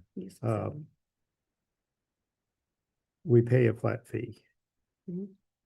If they're there for so long, and if they're there for 2 to 4, not exceeds 4, it goes up, and then if they call up for an emergency 4 hours or more, or not less than 6, they're paid an additional $50. And that's on top of the service fees that we already pay.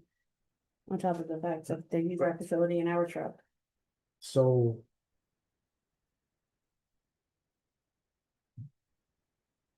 Oh.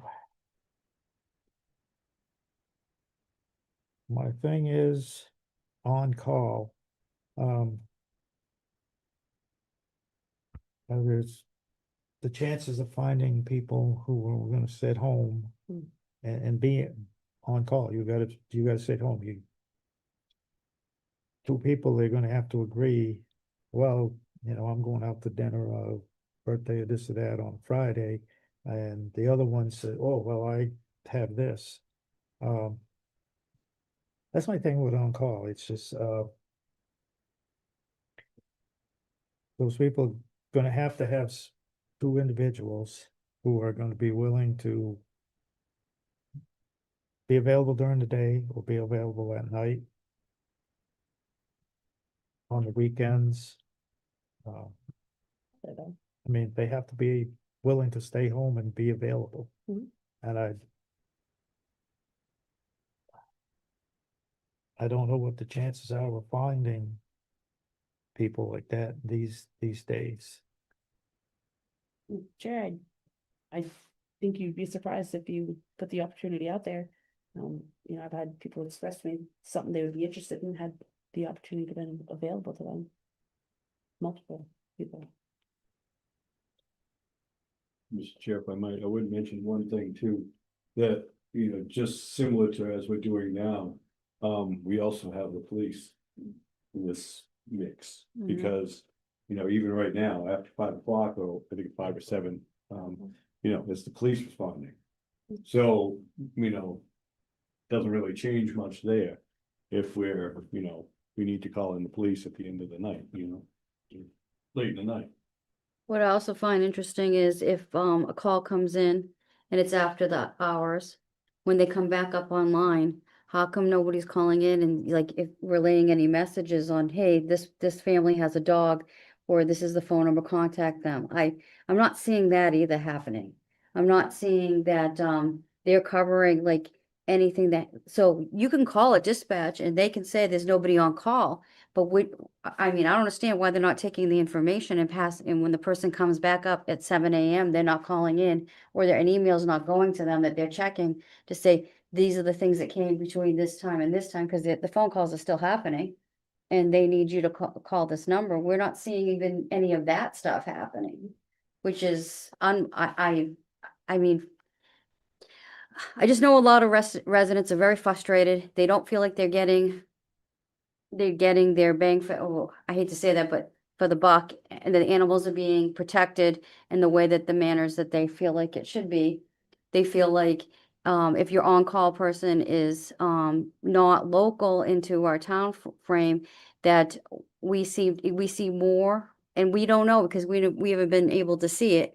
But it seems what we can see on the internet and what families are calling us and telling us is that Templeton is not getting precedent to these things. It's Winchendon is taking which again goes back to our truck, our building, somebody else's employees for a different town.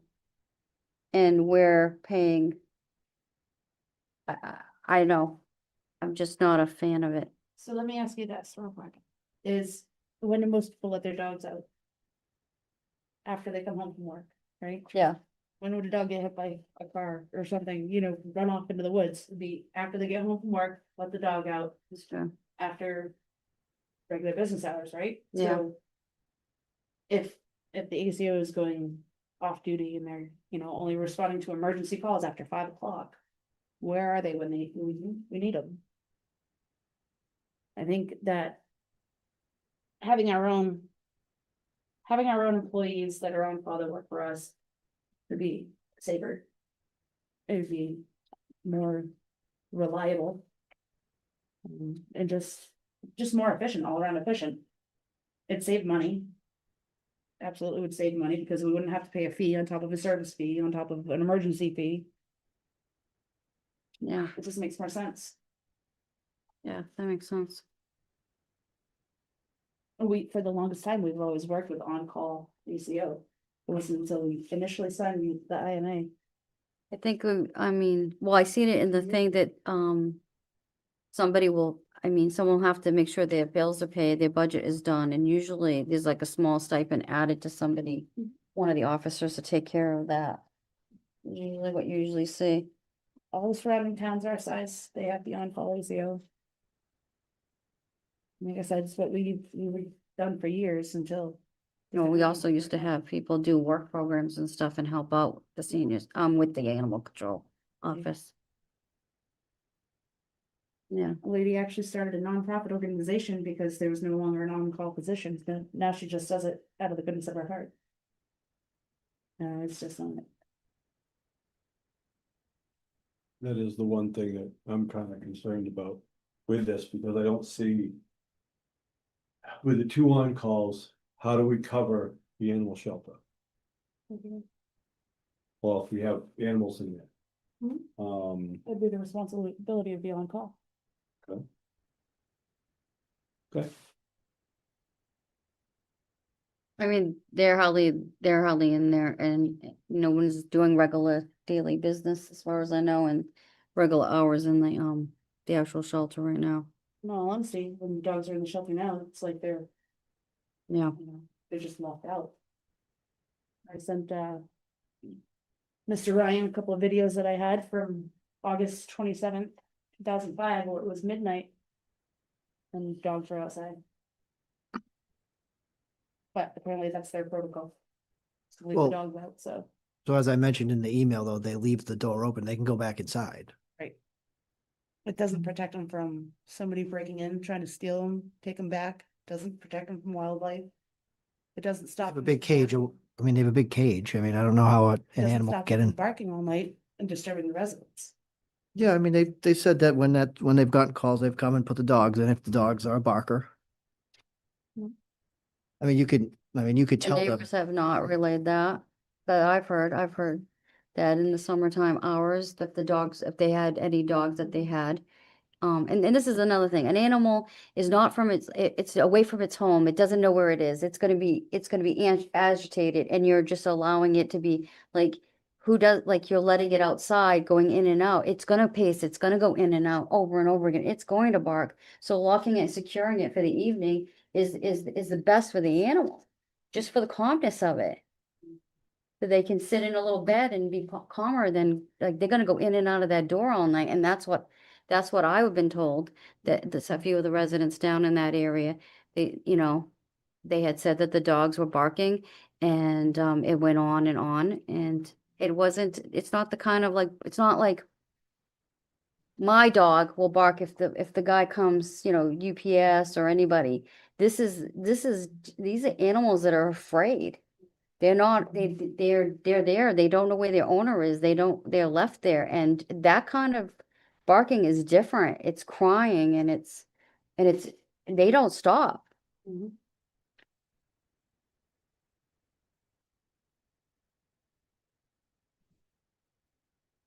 I haven't found a resident yet that is in favor of this agreement that we've been doing over the last several years.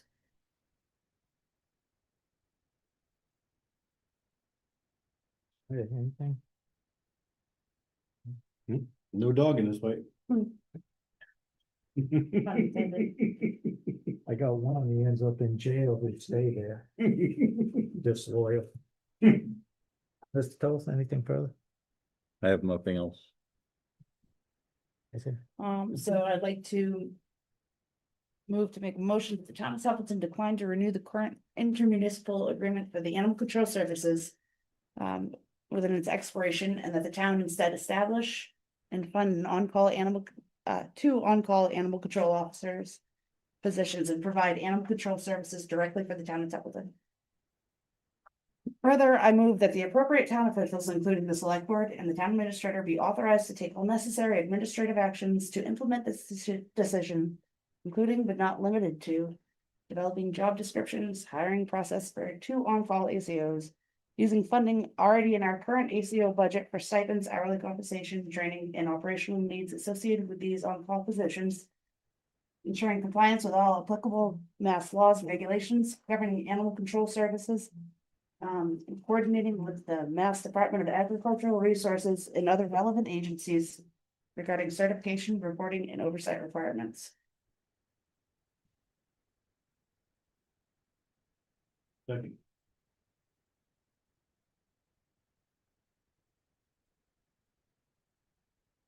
Do you have a copy of that, or we can make a copy of it? For Jill? Yeah. Yeah. I have a question. So, We're in the middle of a vote. well, I know, next is discussion, right?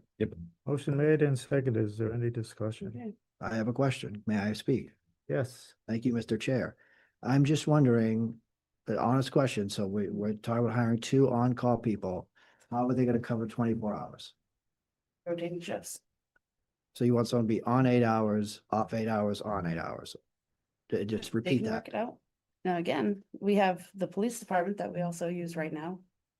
All right, so we're gonna put We a can substantial amount more on the police department. be more on the police department.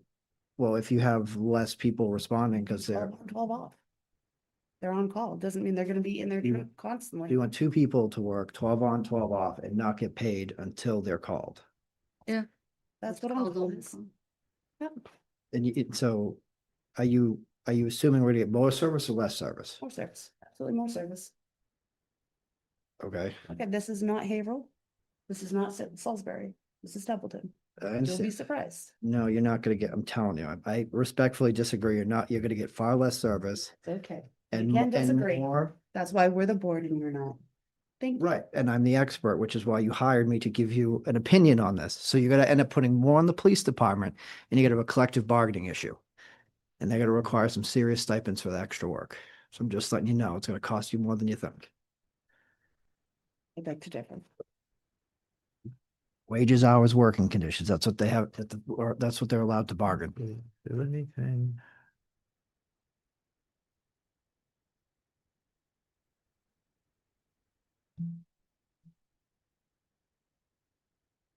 I hear what you're saying, Mr. Ryan, but when I look at the weekly reports, I don't see a whole bunch of animal things listed in there. So I don't think that there's a whole bunch I don't, for the wages, hours, working conditions, but I don't know, we'll see. I mean, that's gonna be up to their union to decide if Oh, no. You do realize that if The they're doing more work, they're gonna agree. what's published for the blotter doesn't lie. Or does it? I don't know. I hear what you're saying, but I mean, I don't know. Proof could be. in an the pudding. adjustment can be made if, remember, they're not getting paid to sit around.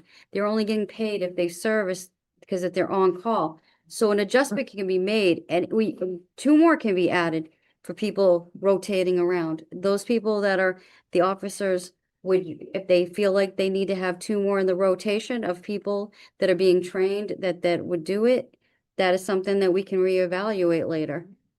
Mr. Chair, if I may, Mr. Mayor? we also could do the on-call just covering just what they cover now.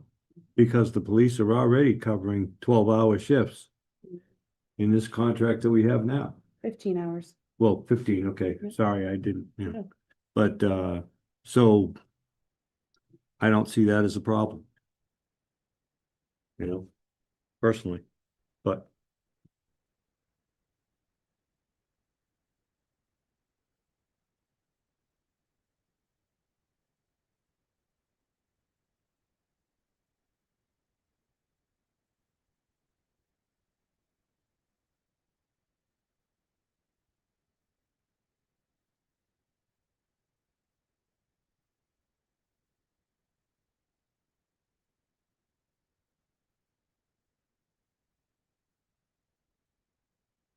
Okay, so termination for convenience, either party may terminate this contract at any time for the convenience by providing written notice to the other party specifying therein the termination date, which shall not be sooner than 90 days from the issuance of said notice. Upon receipt of such notice, the animal control officer shall cease to incur additional expenses in connection with this contract. Upon such termination, the town of Winchendon shall be entitled to compensation for all satisfactory work completed prior to the termination date as determined by the towns. Such payment not to exceed the fair value of the service provided hereunder.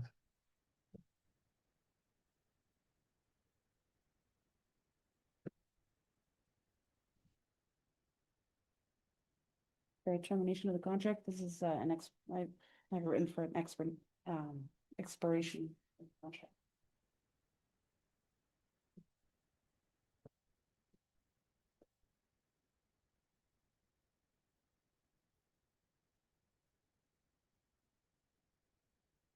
Further discussion?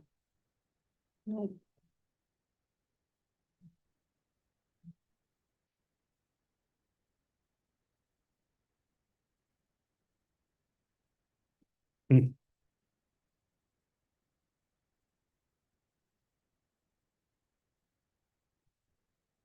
Mr. May, how would you vote? yes, Ms. Graves? Yes. Mr. Toth? Yes. Ms. Basso? Yes. I'm going to vote no simply because I have concerns about if we'll find the on-call people. I know I experienced this with people who make more money than this on-call air control officer will make. And that's getting tough to find on-call people. I hope we find them, but I just have reservations. So we worked after 10. Chair, I have those reservations also, but as you stated earlier, we need to change the way we do things. Your business, whether this, This ain't, this may or may not be the right way to go, but It was a little different. So keep in mind, say, Phillipson, for instance, has had the same ACO for what, 15 years and gone off. So there's people out there more than willing. Somebody in their 60s that might have retired and just wants something, that's so the next item is roadsides on Barre Road in general.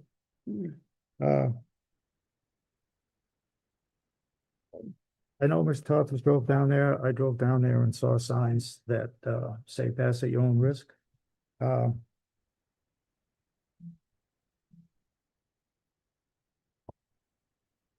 They've been on Facebook and some residents have concerns and I think I understand the intent of the sign. I'm just thinking, my thought was what they're really doing is taking off residents.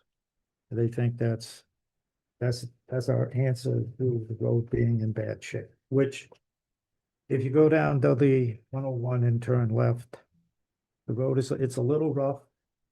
then you hit smooth pavement, and then you hit another rough section that's a little rougher than the beginning. It's when I drove it, it just seemed like odd. And then you hit smooth pavement again, and then you hit probably the roughest part of the road until you get to where you did that, No, yeah. the town line, Mhm. where you find the other sign.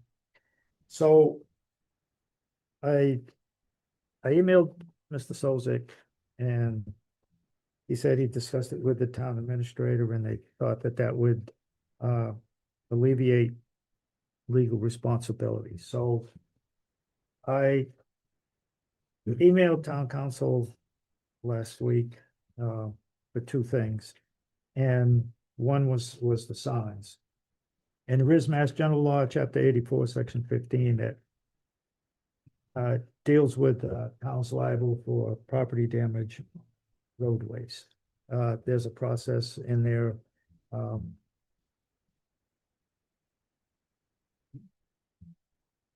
That if a person sustains bodily injury, this is the law, Section 15, and his property by reason of a defect or want of repair or want of a sufficient railing and or upon a way, such injury or damage might have been prevented, or such defect or want of repair or want of railing might have been remedied by reasonable care and diligence on the part of the county, city, town, or person by law obligated to repair the same, he may, if such county, city, town, or person had, or by the exercise of proper care and diligence, might have had reasonable notice of the defect or want of repair, or want of a sufficient railing, recover damages, therefore from the county, city, town, or person, but he shall not recover from a county, city, town, or local water sewer commission more than 1/5 of 1% of its state valuation last preceding the commencement of the action, nor more than $5,000.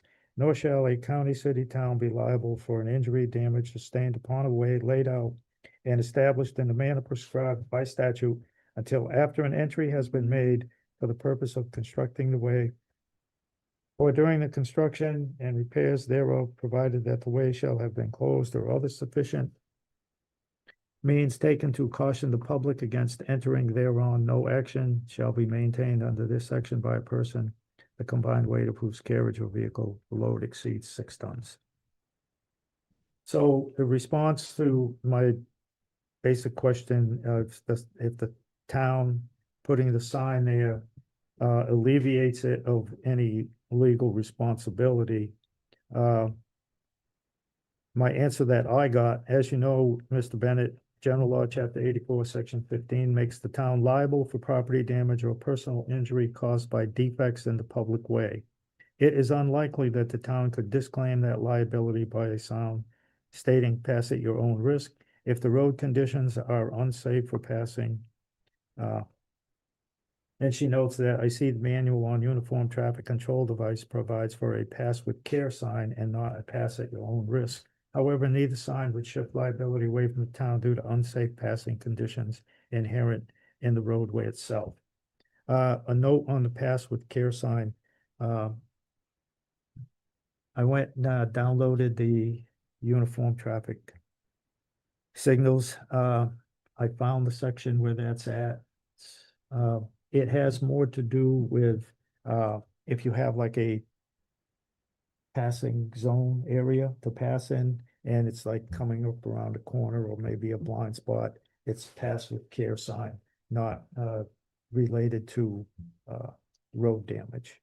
And you have to go find that. It says it in the sections of the signs and authorized to have, but then you got to go down and read all the details, like always. So then the town administrator followed up, and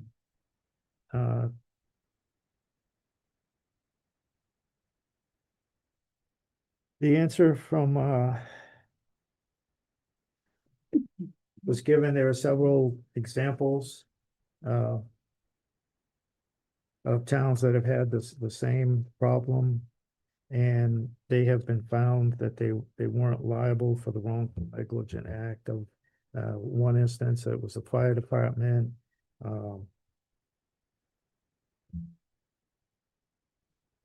Injuries motions failed to correct an allegedly negative design road. There was found no merit in the contention. It's a hard thing to prove, and the law is really written with the state in mind, because it's a state law. It's really hard to award damages, and there's a time frame in it, and I just think in the end that there was a different approach to take, that rather than just planting a sign there. Today I went to work and today I come home and pass at my own risk to get home. Slow.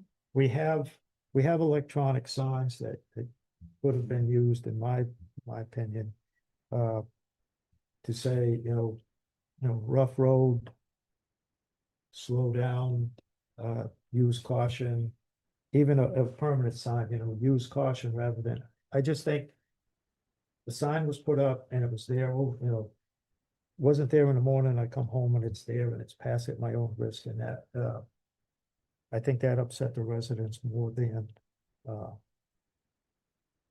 anything. And they weren't followed with a message, at least like on the town website, hey, we know the road's bad. I know I posted out there about the study that the grant has been done, when we'll have money for doing any of that. They're actually doing the road work. Who knows? But I'd like this on the agenda more to let the residents know, or with the board to talk about it, that no, it's not the solution to fix the road. And yes, the messaging could have been handled in a different way, but the intent, I believe, was twofold, and to kind of let inform people that, hey, the road is rough, slow down. But the people that live on the road know. And if you think that road is bad, you should live up on 68 Rollston Road. And people have had worse roads for Yeah. 20 years. Yeah, so The board. in my road, when we had a lot of problems, they always just put a sign up that says slow with caution, to warn you, like, especially when we had this heat thing that came up, and they literally took a board, I don't know if it was, because I'm like near the border of Phillipston and Templeton, so I don't know which one of the towns did it, but they spray painted, like, it's coming, like, you better slow down, because it was a good drop. But yeah, I seen that sign, I thought that sign was probably gonna not make people happy. A slow caution would have been a appropriate sign.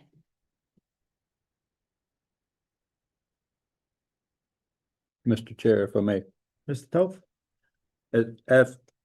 Right after this happened, it had to be like within an hour. I had multiple phone calls, somebody knocking on my door, speaking with me, some other messaging, and there's like, have you seen this? I said, no, but I'm gonna go take a ride and take a peek, because like yourself, I live off the Barre Road as well.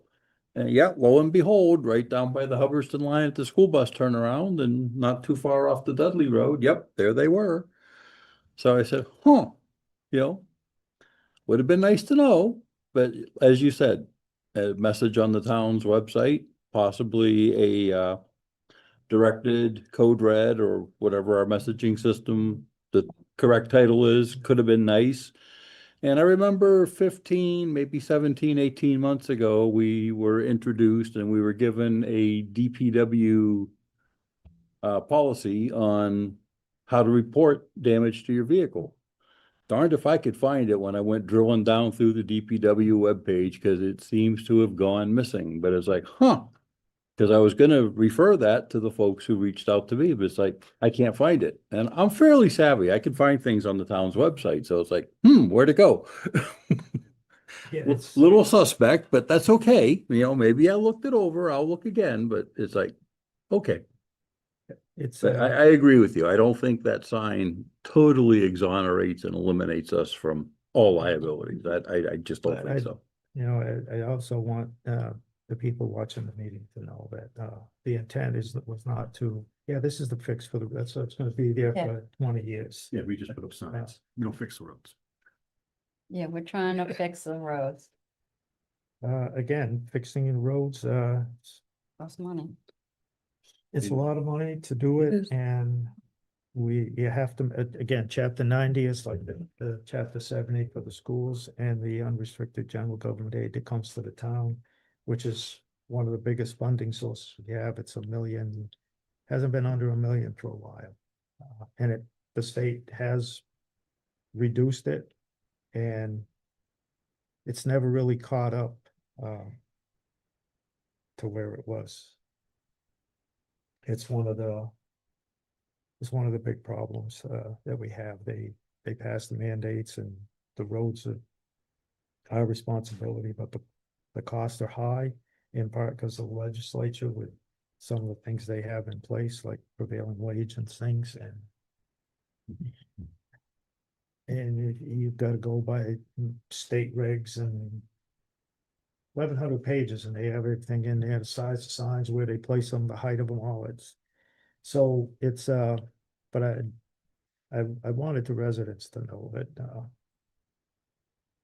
that that's not the fix, and it's not the plan or the thought or idea that's going to get in place there, and then we'll forget about it.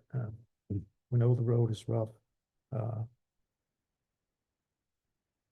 I believe it's been patched a couple of times. Like I said, there's places that's smooth pavement. It's memory serves me. I think they did some really bad places, but Mr. May. Mr. Chair, yeah, I just want to say, because I don't believe it's been said in this conversation, but for anybody who's listening, that yes, we received a $290,000 grant with a $10,000 copay that's in play right now. I don't know what the stage or what the disposition of that is at this moment, but maybe our TA could fill us in if he has any information on that. What on the This- Barry Road status? Yeah, on the design and so forth, if that, what that is. Last I've seen, they were doing different, what's it called, like, not an engineer, Mhm. like the water and the infrastructure under the road, they were sort of mapping that stuff. Okay. Yeah, so it is being looked at.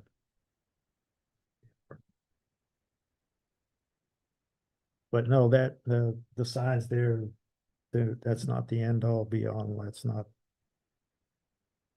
you know. Yeah, well, yeah, we're not gonna fix the road. We're just putting a sign there and see you later.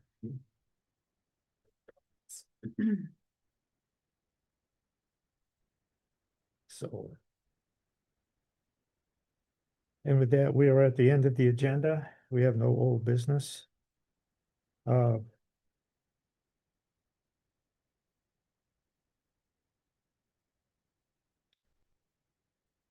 did place 2 executive sessions, postings on the agenda. One was for concerning the public services direct contract. We don't need to do that. The other one is for local 39, Mr. Do we, Yeah, I think that was a holdover. But I think some of the stuff was put on a couple of weeks before I went on vacation, and then prior to my So- leave, it just was not updated because No need. Jill wouldn't have known. no need for it? Yeah, no need for it. Okay. That's all done. So we are in board member comments. Mr. May, I have none. Ms. Graves. I just wanted to say, today was a sad day for our town. We had a, town resident, that had passed away, Mr. Joe DiMucci. He did a lot of wonderful things for our town. We are sad to see him go, and our thoughts and prayers are with his family. Joe was really big with, the running community, that my family has been around for many, many years. And, many of us are gonna really miss Joe, and I just wanted to let, once again, just let everybody know that he was a good man, and he will be truly missed.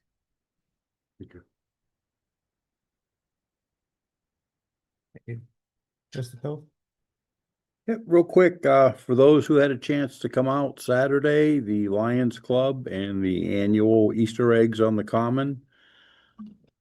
Lots of hours in prep time and getting everything ready. 112 youngsters were out there, thousands of eggs. It took 43 seconds to have everything picked up off the ground, and all the kids had a wonderful time. And in less than a half an hour after the crowd dispersed and the Lions were done, you couldn't tell anybody had been on the Common, as they do every year. It is certainly an institution, and one of the wonderful things here in town it's what makes the small town we have one of the wonderful things that goes on, tradition. And as two of the folks, when I was walking around talking, they're like, this is why we like living in this small community. This is what gives us the feeling of community. That was very nice to hear. And I did make it a point to go around and speak with every one of the Lions that I could find and bump into, and our public safety team who was staged over at the fire station. So thank you to everybody. And Lisa was there as well, and I know her little ones had a great time as well. My grandson was just giggling the whole time. So it was a good time. Ms. Bessel? To go off of that, I've been going to that Easter egg hunt for 10 years with my children, and it's the most children I've seen, most kids I've seen, and it was absolutely amazing. You know, they had such a good time. It was very well set up and organized, and so thank you to the Lions Club for hosting that. I have two things. One, a gentleman came at the last meeting and in public comments, talked about living up on Brooks Village, Caruth Road, the speed limit sign, the 25-mile-an-hour sign, you know, somebody on that board ordered them taken down and this and that. So I want to address that real quick. Special town meeting, November 15th, 2023. Town meeting, Article 6, voted to adopt Mass General Law, Chapter 90, Section 17C, to see if the town will vote to accept the provisions of Chapter 90, Section 17C of the general laws to authorize the Select Board to establish a speed limit of 25 miles per hour on town-owned roadways within thickly settled or business districts. So it's the Select Board's responsibility to put those signs up, but there is a process. And if you go look at that Mass General Law, Chapter 90, Section 17C defines a thickly settled or business district as the territory contiguous to any way which is built up with structures devoted to business, or the territory contiguous to any way where dwelling houses are situated at such distances as will average less than 200 feet between them for a distance of quarter mile or over. Once the town meeting accepted this law, the law also states that MassDOT has to be notified. And the town has to recommend or state that it's either going to be townwide or it's just for a street or a section. According to the records, Templeton on April 17th, 2025, notified MassDOT that it would be townwide. So that was done. And all of a sudden, after the town meeting vote, 25-mile-an-hour speed limit signs were placed up there by the DPW. I was told, now we got 3 different speed limit signs up here. So I drove up there, and sure enough, they were. So I called the town administrator and asked about the sign being put up there. And he said, well, police chief told Bob, so, you know, Bob Sozik went up there and put it up there.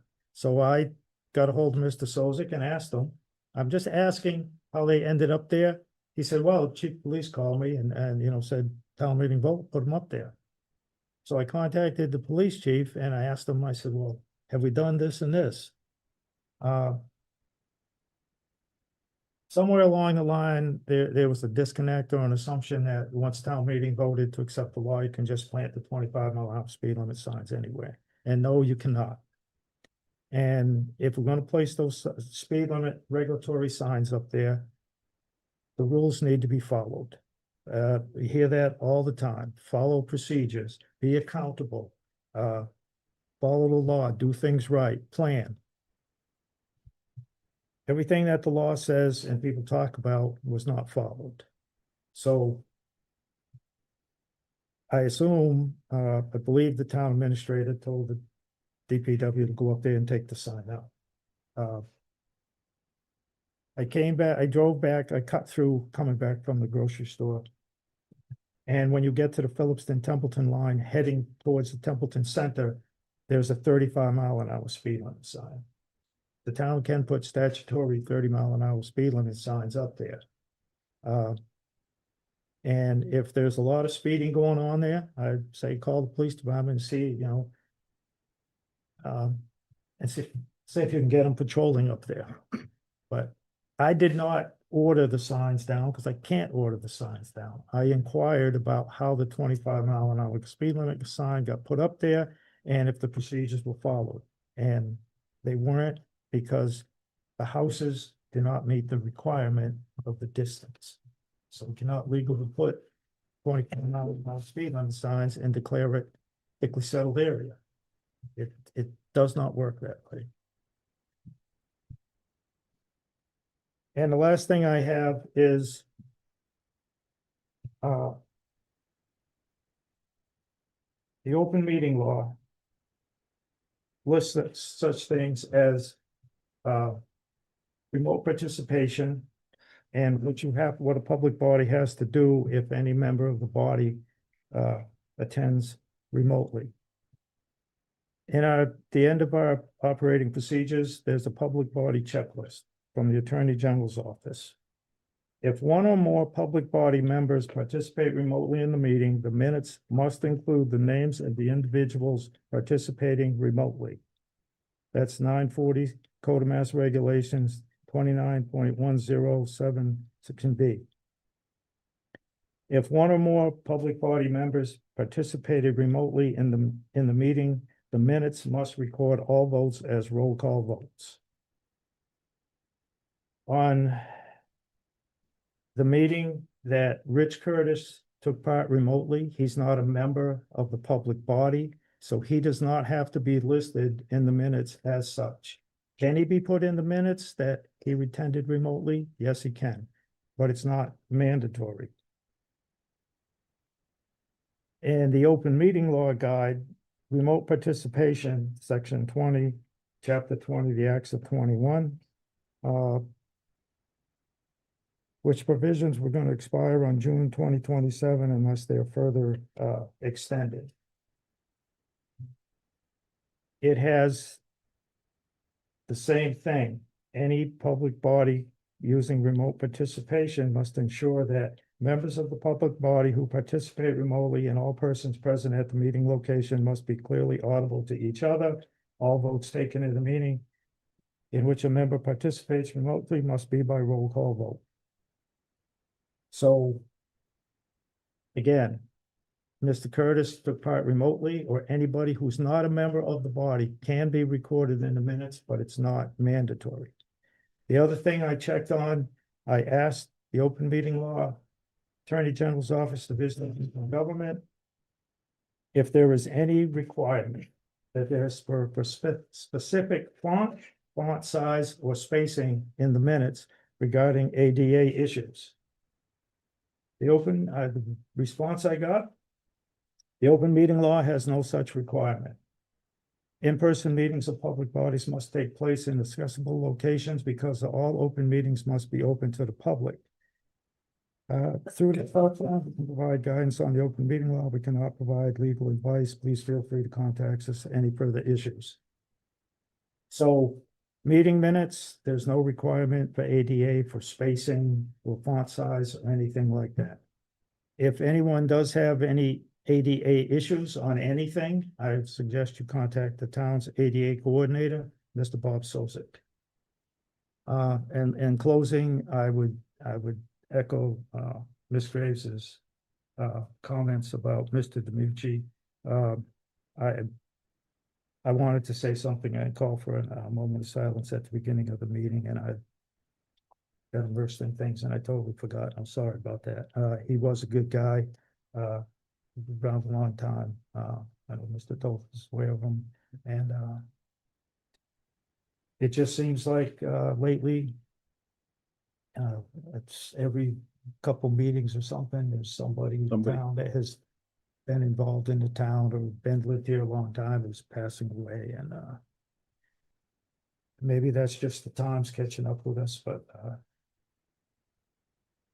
doesn't make it any better thing. So on this note, I would entertain a motion to adjourn. So moved. Second. All those in favor of adjourning? Oh. Say aye. Aye. All those opposed?